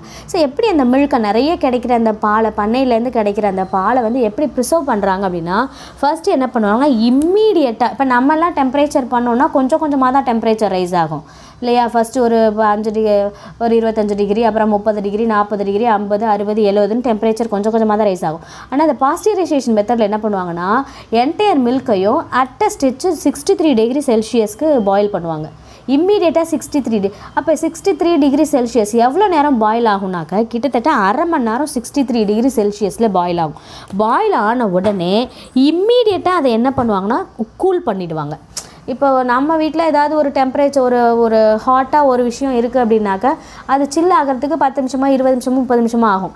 அந்த மாதிரி இல்லாமல் 63 டிகிரி செல்சியஸில் ½ அன் ஹவராக கொதிச்சிட்ருக்க அந்த பாலை இம்மீடியட்டாக என்ன பண்ணிடுவாங்கன்னா இம்மீடியட்டாக சில் பண்ணிவிடுவாங்க, அதாவது கூல் பண்ணிடுவாங்க. அப்போ கூல் பண்ணுறதுனால என்ன யூஸ் அப்படின்னா to destroy the microbes present in the milk. அப்போ மில்கில் இருக்க சின்ன சின்ன ஹார்ம்ஃபுல் மைக்ரோப்ஸ்லாம் சேர்த்து போயிடும், சின்ன சின்ன மைக்ரோ ஆர்கானிசம்ஸ்லாம் இறந்துடும். அப்போது அதை ப்ரிசர்வ் பண்ண மாதிரி ஆச்சு, அதை பாக்கெட் போட்டு மற்ற எல்லாருக்கும் சேல் பண்ணுவாங்க. ஓகே, ஸோ இதுதான் வந்து பாஸ்டரைசேஷன் மெத்தட் அப்படின்னு சொல்கிறோம். அடுத்தது கேனிங்னால் நமக்கு தெரியும், நிறைய ஐட்டம்ஸை கேனில் நம்ம வாங்குவோம் இல்லையா, ஸ்நாக்ஸோ இல்லை ஊறுகாயோ அந்த மாதிரி. ஸோ கலனில் அடைத்தல் அப்படின்னு சொல்லுவாங்க. So in this method of food preservation most vegetable, fruit, meat, dairy products, fruit juices are some ready to eat. So இதெல்லாம் foods are processed and stored in a clean steamed airtight containers under pressure and then sealed. ஸோ எப்படி இந்த கலன் அந்த பாக்ஸை அந்த கேனை வந்து form பண்ணுறாங்க அமைக்கிறாங்க அப்படின்னா ஹையர், அதாவது ஒரு அதிக அழுத்தத்தில் பியூர் வேப்பரை கொஞ்சம் உள்ளே விடுறாங்க. ஒரு கண்டெய்னர் இருக்குது அப்படின்னாக்கா ஹையர் ப்ரெஷரில் என்ன பண்ணுறாங்கன்னாக்கா நீராவி சொல்லுவோம் இல்லையா, நீராவியை ஃபஸ்ட்டு உள்ளே விட்டுட்டு அதுக்கப்புறம் காற்று புகார மாதிரி அந்த கலனை ஃபுல்லாக என்ன பண்ணிடுறாங்க, எல்லா பக்கமும் நல்லா சீல் பண்ணி அடைச்சிடுறாங்க. ஸோ அடைச்ச பிறகு ஒரு பர்டிகுலர் ப்ரெஷர் அண்ட் டெம்பரேச்சரில் ஒரு பர்டிகுலர் ப்ரெஷர்னாலே அங்கே பர்டிகுலர் டெம்பரேச்சர் மெயின்டைன் ஆகும். ஸோ பர்டிகுலர் ப்ரெஷரில் என்ன பண்ணுறாங்க, அந்த ஃபுட் ஐட்டம்ஸை பார்த்தோன்னா உள்ளே ஸ்டோர் பண்ணி சீல் வச்சிடுறாங்க.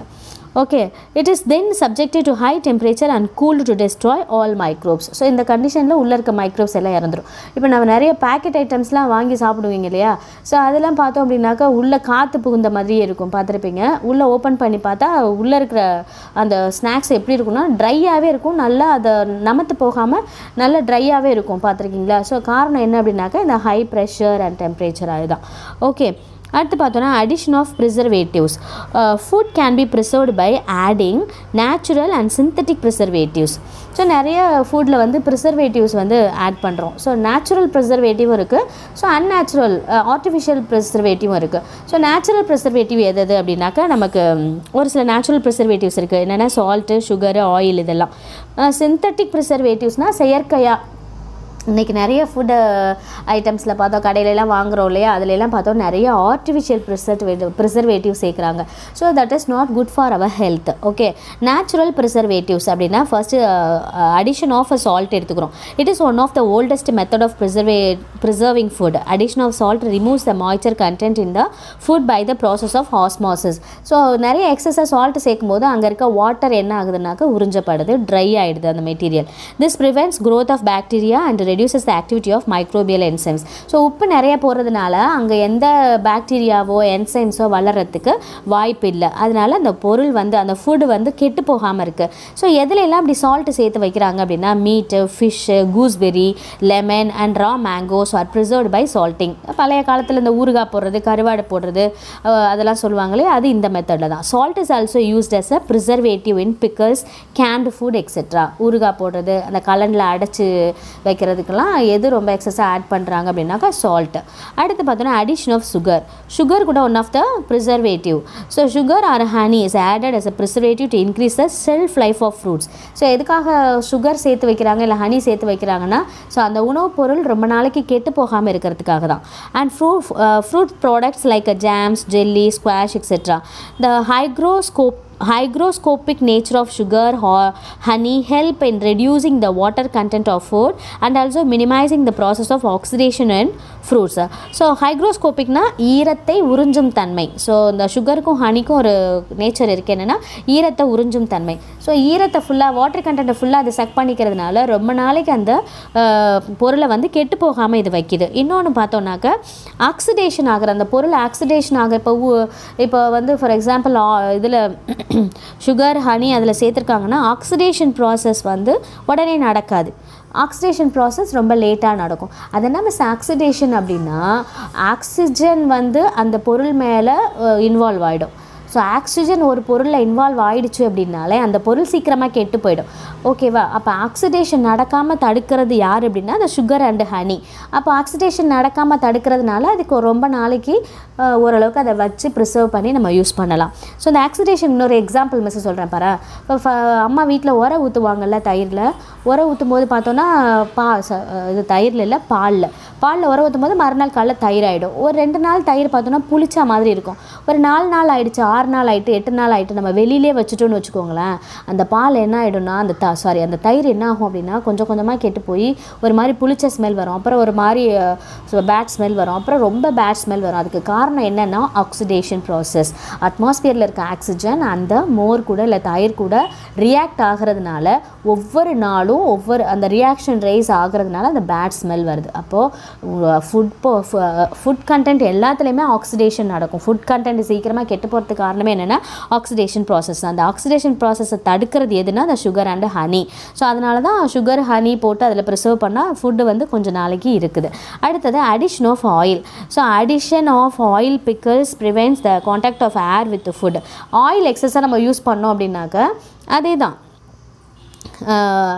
ஏர் வந்து அந்த ஃபுட் மெட்டீரியலோட காண்டாக்ட் ஆகாது. ஏர் காண்டாக்ட் ஆனிச்சுன்னா ஏரில் நிறையா மைக்ரோ ஆர்கானிசம்ஸ்லாம் இருக்குதுல்ல, பாக்டீரியா வைரஸ் அதில் போய் ஃபுட்டில் போய் கலந்து ஃபுட்டை ஸ்பாயில் பண்ணும். ஆனால் ஆயில் நிறையா மிக்ஸ் பண்ணிட்டோம்னாக்க இது நடக்காது. ஏரில் இருக்கிற மைக்ரோ ஆர்கானிசம் ஃபுட்டில் போய் மிக்ஸ் ஆகி அதாவது ஃபுட்டை கெட்டு போகாமல் பாதுகாக்குது. Hence micro organism cannot grow and spoil the food. And then synthetic preservatives அப்படின்னா செயற்கையாக, ஓகேவா, எதெல்லாம் செயற்கையாக போடுறாங்க ப்ரிசர்வேட்டிவ்ஸை, எதெல்லாம் செயற்கையாக இருக்குது ஆர்டிஃபிஷியல் ப்ரிசர்வேட்டிவ்ஸ்னால் sodium benzoate, citric acid, vinegar, sodium meta bisulphate and potassium bisulphate are added to food products like sauces. எதுல எல்லாம் போடுறாங்க பாருங்கள், sauces, jams, jellies, baked foods and ready to eat foods எல்லாத்துலேயுமே இந்த ஆர்டிஃபிஷியல் ப்ரிசர்வேட்டிவ்ஸ் ஆட் பண்ணுறாங்க. This preservatives delay the microbial growth and keep the food safe for long duration. So இந்த artificial preservative போகிறதுனால ரொம்ப நாளைக்கு உணவுப் பொருள் கெட்டு போகாமல் இருக்குது. ஓகேவா? அதே மாதிரி எந்த மைக்ரோபியல் க்ரோத்தும் இருக்காது, அப்படின்னா எந்த பாக்டீரியா வைரஸும் அதில் க்ரோத் ஆகாது. ஓகே. ஃபுட் அடல்ட்ரேஷன் கலப்படம், உணவு கலப்படம். Adulteration is defined as the addition or subtraction of any substance to or from food so that the natural composition and the quality of food substance is affected. So அடல்ட்ரேஷனுங்கிறது உணவு கலப்படம் அப்படிங்கிறது என்ன அப்படின்னா நல்ல உணவுப் பொருளை வந்து சில பொருள்களை சேர்க்குறது, அது கலப்படம். சில நேரம் என்ன ஆகும்னாக்கா உணவுப் பொருள்களில் இருக்கிற நல்ல சத்துக்கள் அந்த மாதிரி விஷயத்தை எடுக்கிறது, சப்ட்ராக்ஷன், நீக்கிறது கூட என்னென்னா அடல்ட்ரேஷன் அப்படின்னு சொல்கிறாங்க. அப்போ என்ன ஆகும்னா the quality of the food substance is affected. the original quality of the food substance, அந்த நல்ல குட் குவாலிட்டிஸ்லாம் என்ன ஆகும்னா அஃபெக்ட் ஆகும். அடல்ட்ரண்ட் அப்படிங்கிறது கலப்பட பொருள். Adulterant is any material which is used for the purpose of adulteration. கலப்படத்திற்காக பயன்படுத்தப்படும் பொருள் தான் கலப்பட பொருள் அப்படின்னு சொல்கிறோம். So some of the common adulterated food are milk and milk products, cereals, pulses, coffee powder, tea powder, turmeric powder, saffron, confectionery, non-alcoholic beverages, spices, edible oils, meat, poultry products, etc. So இதில் எல்லாமே இந்த மாதிரி ப்ராடக்ட்ஸில் எல்லாமே என்ன பண்ணுறாங்க, கலப்படம் பண்ணுறாங்க. The adulterant in a food can be classified in 3 categories. One is natural adulterant, அப்படின்னா இயற்கையாகவே அந்த கலப்படம் கலந்து இருக்கும். Second one, incidental or unintentionally added adulterant.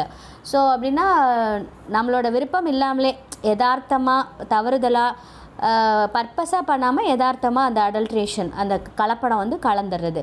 இன்னொன்று என்ன, மூணாவது டைப் என்னென்னா இன்டென்ஷனலி ஆடட் அடல்ட்ரண்ட். பர்பஸாகவே உணவுப் பொருளில் என்ன பண்ணுவாங்கன்னா கலப்படத்தை கலப்பாங்க. இந்த 3 type, natural adulterant, incidental or unintentionally added adulterant. Third one is intentionally added adulterant. First இப்போ நேச்சுரல் அடல்ட்ரண்ட் அப்படின்னான்னு பார்ப்போம். Natural adulterants are those chemicals or organic compounds that are naturally present in food. So இயற்கையாகவே ஃபுட்டில் என்ன பொருள் இருக்கோ அதுலேயே adulterant கலந்துருக்கும். Example toxic substances in certain poisonous mushroom. இப்போ மஷ்ரூம் வந்து எடிபிள் மஷ்ரூம்ஸ் இருக்குது, நம்ம சாப்பிட்ற மஷ்ரூம்ஸ் இருக்குது, சிலது பாய்ஸ்னஸும் இருக்குது. அது தவறுதலாக மிக்ஸ் ஆகிடுச்சுன்னா பாய்ஸ்னஸையும் நம்ம இன்டேக் பண்ணுற மாதிரி இருக்கும். அது சம்டைம்ஸ் ஹார்ம்ஃபுல்லாக இருக்கும். அது நேச்சராகவே இருக்குது. இன்னொன்று prussic acid in seeds of apples and cherry marine. Cherry இந்த ரெண்டில், அதாவது ஆப்பிள் சீட்லேயும் செர்ரிலையும் வந்து அந்த சீட் இருக்கு இல்லையா, அந்த சீடை வந்து நம்ம ஆப்பிள் சீட் நம்ம சாப்பிட மாட்டோம். ஆனால் ஆப்பிள் சீடில் என்ன இருக்குது அப்படின்னா, அந்த ஆப்பிள் சீட் வந்து லிட்டில் பாய்சனாக. ஏன் அப்படின்னா அதில் என்ன ஆசிட் இருக்குன்னா ருசிக் ஆசிட் அப்படின்ற ஒரு ஆசிட் இருக்குது. அந்த ஆசிட் வந்து கிட்டத்தட்ட அது கொஞ்சம் பாய்சன் கலந்த மாதிரியான ஒரு விஷயம் அதில் இருக்கிறதுனால, ருசிக் ஆசிட் இருக்கிறதுனால அது வந்து சம் பாய்சன். ஸோ அதே மாதிரி செர்ரியோட விதையிலையும் பார்த்தோம் அப்படின்னாக்கா ருசிக் ஆசிட் இருக்குது, அதுவும் பாய்சன். அதை நம்ம சாப்பிட்டுட்டோம் அப்படின்னாக்கா பாய்சன் தான். ஸோ ஆப்பிள் சீட் சாப்பிடக்கூடாது. And then marine toxins, fish oil poisoning, environmental contaminants. Fish oil poisonings அப்படின்னாக்கா மீன் எண்ணெய் அது ஆட்டோமேட்டிக்காக சம்டைம்ஸ் என்ன ஆகும்னா பாய்சனாக மாறிடுது. இன்னொன்று என்விரான்மெண்டல் கண்டாமினன்ட்ஸ், சுற்றுச்சூழல்லேருந்து வர்ற அந்த கண்டாமினண்ட்டை நம்ம வந்து தவிர்க்க முடியாது. ஸோ இதெல்லாம் வந்து நேச்சுரல் அடல்ட்ரண்ட். செகண்ட் ஒன்று என்னென்னா incidental or unincidental added adulterant. So அப்படிங்கிறது என்னென்னா யதார்த்தமாக தற்செயலாக நடக்கிறது. This type of adulterants are added unknowingly due to ignorance or carelessness during food handling and packing. So food மெட்டீரியல்ஸை ஹேண்டில் பண்ணும்போதோ இல்லை பேக் பண்ணும்போதோ இல்லை ஒரு இடத்துல இன்னொரு ஷிஃப்ட் பண்ணும்போதோ யதார்த்தமாக கேர்லெஸ்ஸாக அவங்களுக்கே தெரியாமல் நடக்கிற அடல்ட்ரண்ட் என்னென்னா பெஸ்டிசைட் ரெசிடியூஸ். சில பூச்சிக்கொல்லிகள் பயன்படுத்துவாங்க. ஸோ அதில் மிச்சம் மீதி எஞ்சி இருக்கிறத அப்படியே கலந்துடுறது. யதார்த்தமாக எதுலையாவது பாத்திரத்துலேயோ வெசல்ஸ்லேயோ எஞ்சி இருக்கிற அந்த பெஸ்டிசைட்ஸை அப்படியே அதை கிளியர் பண்ணாமல் அப்படியே யதார்த்தமாக மிக்ஸ் பண்ணிடுறது. Pesticides residues. Second one is droppings of ரோடெண்ட்னா அதாவது கொறிக்கும் விலங்குகள் அப்படின்னு சொல்லுவாங்க. எலிலாம் பார்த்தோன்னா நெல்லை நல்லா கொறிக்கும் இல்லையா, அதான் rodents. So dropping of rodents, insects, rodent bites and larva in food during and storage. So இந்த மாதிரி எலி, பூச்சி, அணில் இந்த மாதிரிலாம் என்ன பண்ணுனாக்கா அந்த ஃபுட் மெட்டீரியல்ஸ் மேலே சம்டைம்ஸ் அப்படி நடந்து போகும். அப்படி போகும்போது அதோட வேஸ்ட் இருக்கும் இல்லையா, அதோட கழிவுகள் இல்லைன்னா அதோட முட்டை அதெல்லாம் கூட அதில் இருந்து நம்ம அந்த பயன்படுத்துகிற அந்த ஃபுட் மெட்டீரியல்ஸில் இருந்துச்சு அப்படின்னா அது யதார்த்தமாக ஏற்படுறதான், பர்பஸாக இல்லை. ஸோ ஆட்டோமேட்டிக்காக அந்த கலப்படம் வந்து நம்ம சாப்பிட்ற உணவுப் பொருளோட மிக்ஸ் ஆகிடுறது. தேர்ட் ஒன்று என்னென்னா microbial contamination due to the presence of pathogens like Escherichia coli and then salmonella in fruits, vegetables, ready to eat meat and poultry products. இப்போ நம்ம நான்வெஜ் வாங்க போகிறோம், சிக்கன் மட்டன் வாங்குகிறோம், அது மாதிரி டைரெக்டாக நம்ம இன்டேக் பண்ணுற மாதிரி ஃப்ரூட்ஸ் வெஜிடபிள்ஸ் வாங்குகிறோம். ஸோ அதில் ஆல்ரெடி இருக்கிற சில மைக்ரோ ஆர்கானிசம்ஸ் என்னென்னா எஸ்செர்ஷியா கோலி இருக்கும், இல்லைனா சாலமனெல்லா, அந்த மாதிரி மைக்ரோ ஆர்கானிசம்ஸ் இருக்குது. ஒரு வேளை நம்ம வாஷ் பண்ணுறோம் இல்லை சரியாக வாஷ் பண்ணாமல் அதை நம்ம இன்டேக் பண்ணுறோம் அப்படின்னா ஆட்டோமேட்டிக்காக இந்த மைக்ரோ ஆர்கானிசம் நமக்கு என்ன பண்ணுன்னா ஹார்ம்ஃபுல்லாக இருக்கும். அது இருக்குங்கிறதே நமக்கு தெரியாது, கேர்லெஸ்ஸாக நம்ம இருப்போம், அது இருக்குங்கிறதே தெரியாது, யதார்த்தமாக நம்ம அதை இன்டேக் பண்ணுவோம், அது நமக்கு ஹார்ம்ஃபுல்லாக இருக்கும். தேர்ட் ஒன்று intentionally added adulterant. So intentionally added அப்படின்னாக்கா பர்பஸாக கலப்படம் பண்ணுறோம் அப்படின்னு தெரிஞ்சே கலப்படம் பண்ணுறது. So this adulterants are added intentionally for financial gain, லாப நோக்கத்திற்காக, and have serious impact on health of the consumers. So அப்படி அந்த மாதிரி கலப்படம் பண்ணும்போது கண்டிப்பாக அதை பயன்படுத்துகிறவங்களுக்கு கண்டிப்பாக என்னென்னா வியாதிகள் வரும். This type of adulterant included so additives and preservatives like vinegar, citric acid, sodium பைகார்பனேட்ங்கிறது baking soda, hydrogen peroxide in மில்கில் வந்து ஹைட்ரஜன் பெராக்சைடாக மிக்ஸ் பண்ணுறாங்களா, அது பால் தன்மை மாதிரியே இருக்கும் பார்க்குறதுக்கு, அதனால் மில்கில் வந்து இந்த மாதிரி கலப்படம் பண்ணுறாங்க நிறைய. இப்போ இன்றைக்கி அதெல்லாம் நடந்துகிட்ருக்கு. So modified food, starch, food flavours, synthetic preservatives and artificial sweeteners. So இது எல்லாமே வந்து பர்பஸாக இந்த மாதிரி விஷயங்கள்லாம் என்ன பண்ணுறாங்க அப்படின்னாக்கா ப்ரிசர்வேட்டிவ்ஸ், அதாவது கலர் பவுடர்ஸ்லாம் சொல்கிறோம் இல்லையா, ஸோ இதெல்லாம் பர்பஸாக என்ன பண்ணுறாங்கன்னாக்கா ஆட் பண்ணுறாங்க. The chemicals like calcium carbide to ripen bananas and mangoes. So calcium carbide எதுக்கு பயன்படுத்துகிறாங்க அப்படின்னாக்க கால்சியம் கார்பைடு அப்படிங்கிற கெமிக்கல் இதில் ஆர்டிஃபிஷியலாக பழங்களை பழுக்க வைக்கிறதுக்காக இதை பயன்படுத்துகிறாங்க, கால்சியம் கார்பைடு. அடுத்தது பார்த்தோன்னா நான் certified food colours containing chemicals like metallic let. So இதை வந்து நான் சர்டிஃபைடு சொல்லிட்டாங்க, இது யூஸ் பண்ணக்கூடாது, ஆனால் இதை பண்ணுறாங்க. Metallic let R used to give colours to vegetables like green leafy vegetables, bitter God, green peas etcetera. So பச்சை பட்டாணிலாம் பார்த்தோன்னா சாயம் மாதிரி இருக்கும் பார்த்தீங்கன்னா தண்ணியில் போட்டால். ஸோ அதெல்லாம் என்ன அப்படின்னாக்கா மெட்டாலிக் லெட். ஸோ அதெல்லாம் நல்லா பார்க்கறதுக்கு அட்ராக்ஷனாக இருக்கணும், க்ரீனிஷாக இருக்கணும் அப்படிங்கிறதுக்காக இந்த மெட்டாலிக் லெட்டை கலந்து சேல் பண்ணுறாங்க. அது வந்து அடல்ட்ரேஷன் அதில் ஆட் பண்ணுறாங்க. This colours are added to give a fresh look to the vegetables. நல்லா க்ரீனிஷாக இருக்கணுங்கிறதுக்காக அந்த மெட்டாலிக் லெட்டை அதில் கலக்குறாங்க. அடுத்தது edible synthetic wax like a shellac or carnauba wax is coated on fruits like apple, pear to give a shining appearance. பேரிக்காய், apple இதிலெல்லாம் பார்த்தோன்னா வெளியில் நல்லா ஷைனிங்காக இருக்கணுங்கிறதுக்காக வேக்ஸ் வந்து அப்ளை பண்ணுறாங்க. எப்போவுமே அது சுருங்காமல் ஷைனிங்காக இருக்கும். நம்ம அந்த வேக்ஸோடு சாப்பிடும்போது என்ன ஆகும்னா அந்த வேக்ஸி சப்ஸ்டன்சஸ் என்ன ஆகும், வயிற்றில் போயிட்டு செரிக்காது. அது அப்படியே வந்து நாளடைவில் என்ன ஆகும், கேன்சர் செல்ஸாக மாறுறதுக்கு வாய்ப்புகள் இருக்குது. ஸோ இதெல்லாம் வந்து உணவுப் பொருளில் கலக்கப்படுற கலப்படங்கள், ஷெல்லாக் ஆர் கார்னோபா அப்படிங்கிற வேக்ஸ். அடுத்தது ஹெல்த் எஃபெக்ட்ஸ் ஆஃப் அடல்டட் ஃபுட்ஸ். இப்படி அடல்டட் ஃபுட்ஸ் சாப்பிட்றதுனால நமக்கு என்ன ப்ராப்ளம்ஸ்லாம் ஏற்படும் அப்படின்னு பார்த்தோன்னா, consumption of this adulterated foods may lead to serious health effects like fever, diarrhoea, nausea, vomiting, gastro intestinal disorders அப்படின்னா வாயு கோளாறுகள் நிறைய ஸ்டொமக்கில் ஏற்படும், ஆஸ்துமா, அலர்ஜி, அப்புறம் நியூராலஜிக்கல் டிஸார்டர், நரம்பு தளர்வு, நரம்பு சிதைவு, அந்த மாதிரி நோய், ஸ்கின் அலர்ஜிஸ், இம்யூன் சப்ரெஷன் அப்படின்னாக்கா இம்யூனிட்டியே இருக்காது, அதாவது நோய் எதிர்ப்பு சக்தி குறைஞ்சி போயிடும், kidney and liver failure, colon cancer, மலக்குடலில் வந்து கேன்சர் வர்றது. ஸோ ஈவன் பர்த் டிஃபெக்ட் கூட, அதாவது பர்த் டிஃபெக்ட் அப்படின்னா என்னன்னு கேட்டாக்கா குழந்தை பிறப்பு கூட, அதாவது இன்ஃபர்டிலிட்டி ப்ராப்ளம் கூட வரும். Next topics, food quality control. The government always ensure that pure and safe food is made available to the consumers. In 1954, the Indian government enacted the food law known as Prevention of Food Adulteration. உணவு கலப்பட தடுப்பு சட்டத்தை 1954 கொண்டு வராங்க. And the Prevention of Food Adulteration rules, அதோட விதிகளை வந்து 1955 கொண்டு வராங்க with the objective of ensuring pure and wholesome food to the consumers and protect them from fraudulent trade practices. அதாவது கலப்படம் பண்ணுறவங்க கிட்டேருந்து மக்களை காப்பாற்றணும் அப்படிங்கிறதுக்காக இந்த சட்டங்களும் இந்த விதிமுறைகளும் கொண்டுட்டு வராங்க. ஏன்னா சரியான கலப்படம் இல்லாத உணவுப் பொருள்கள் வந்து மக்களை சென்றடையணும் அப்படிங்கிறதுக்காக தான் இந்த சட்டம். So minimum standards of quality for food and strict hygienic conditions for its sale are clearly outline in the act. So இந்த சட்டத்தோட முக்கிய நோக்கம் என்ன அப்படின்னாக்க, அதாவது அதோட தரம் குறைவாக இருந்தால் கூட பரவாயில்ல, ஹைஜீனிக்கான ஃபுட்டாக இருக்கணும், ஹைஜீனிக்கான ஃபுட் மெட்டீரியல்ஸ் மக்களை போய் அடையணும் அப்படிங்கிறது அந்த சட்டத்தோட மெயின் மோட்டோ.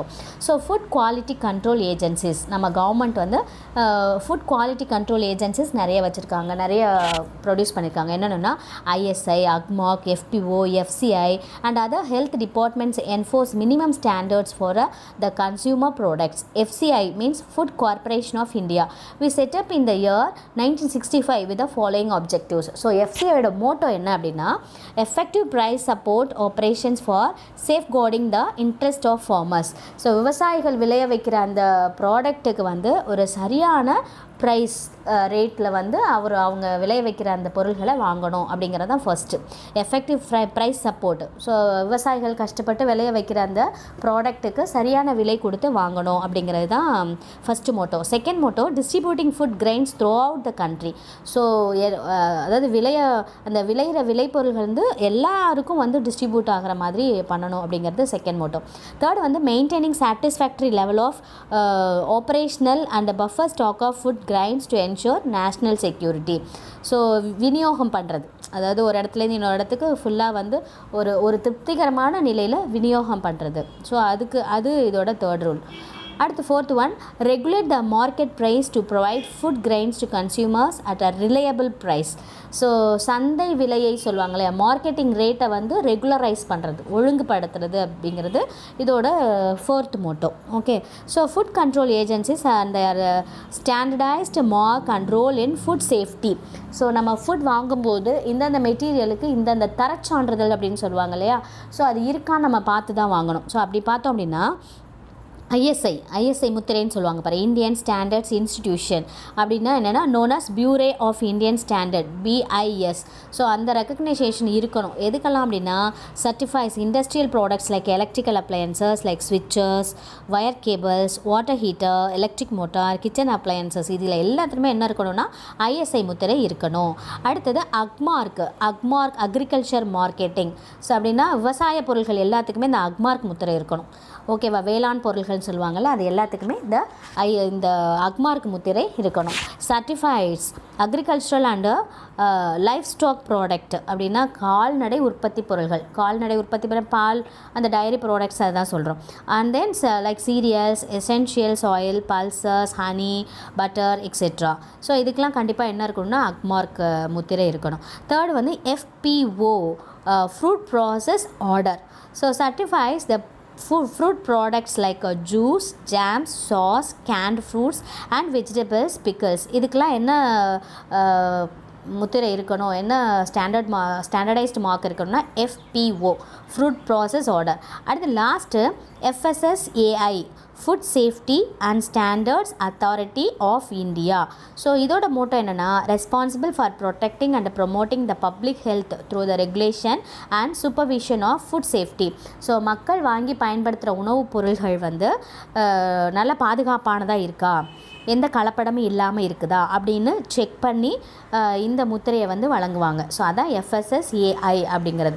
ஸோ உணவு பாதுகாப்பை கண்காணிப்பது தான் இந்த ஸ்டாண்டர்டைஸ்டு மார்க்கோட இம்பார்ட்டண்ட் ரோல். ஓகேவா, the standardized mark and role in food safety is a very important.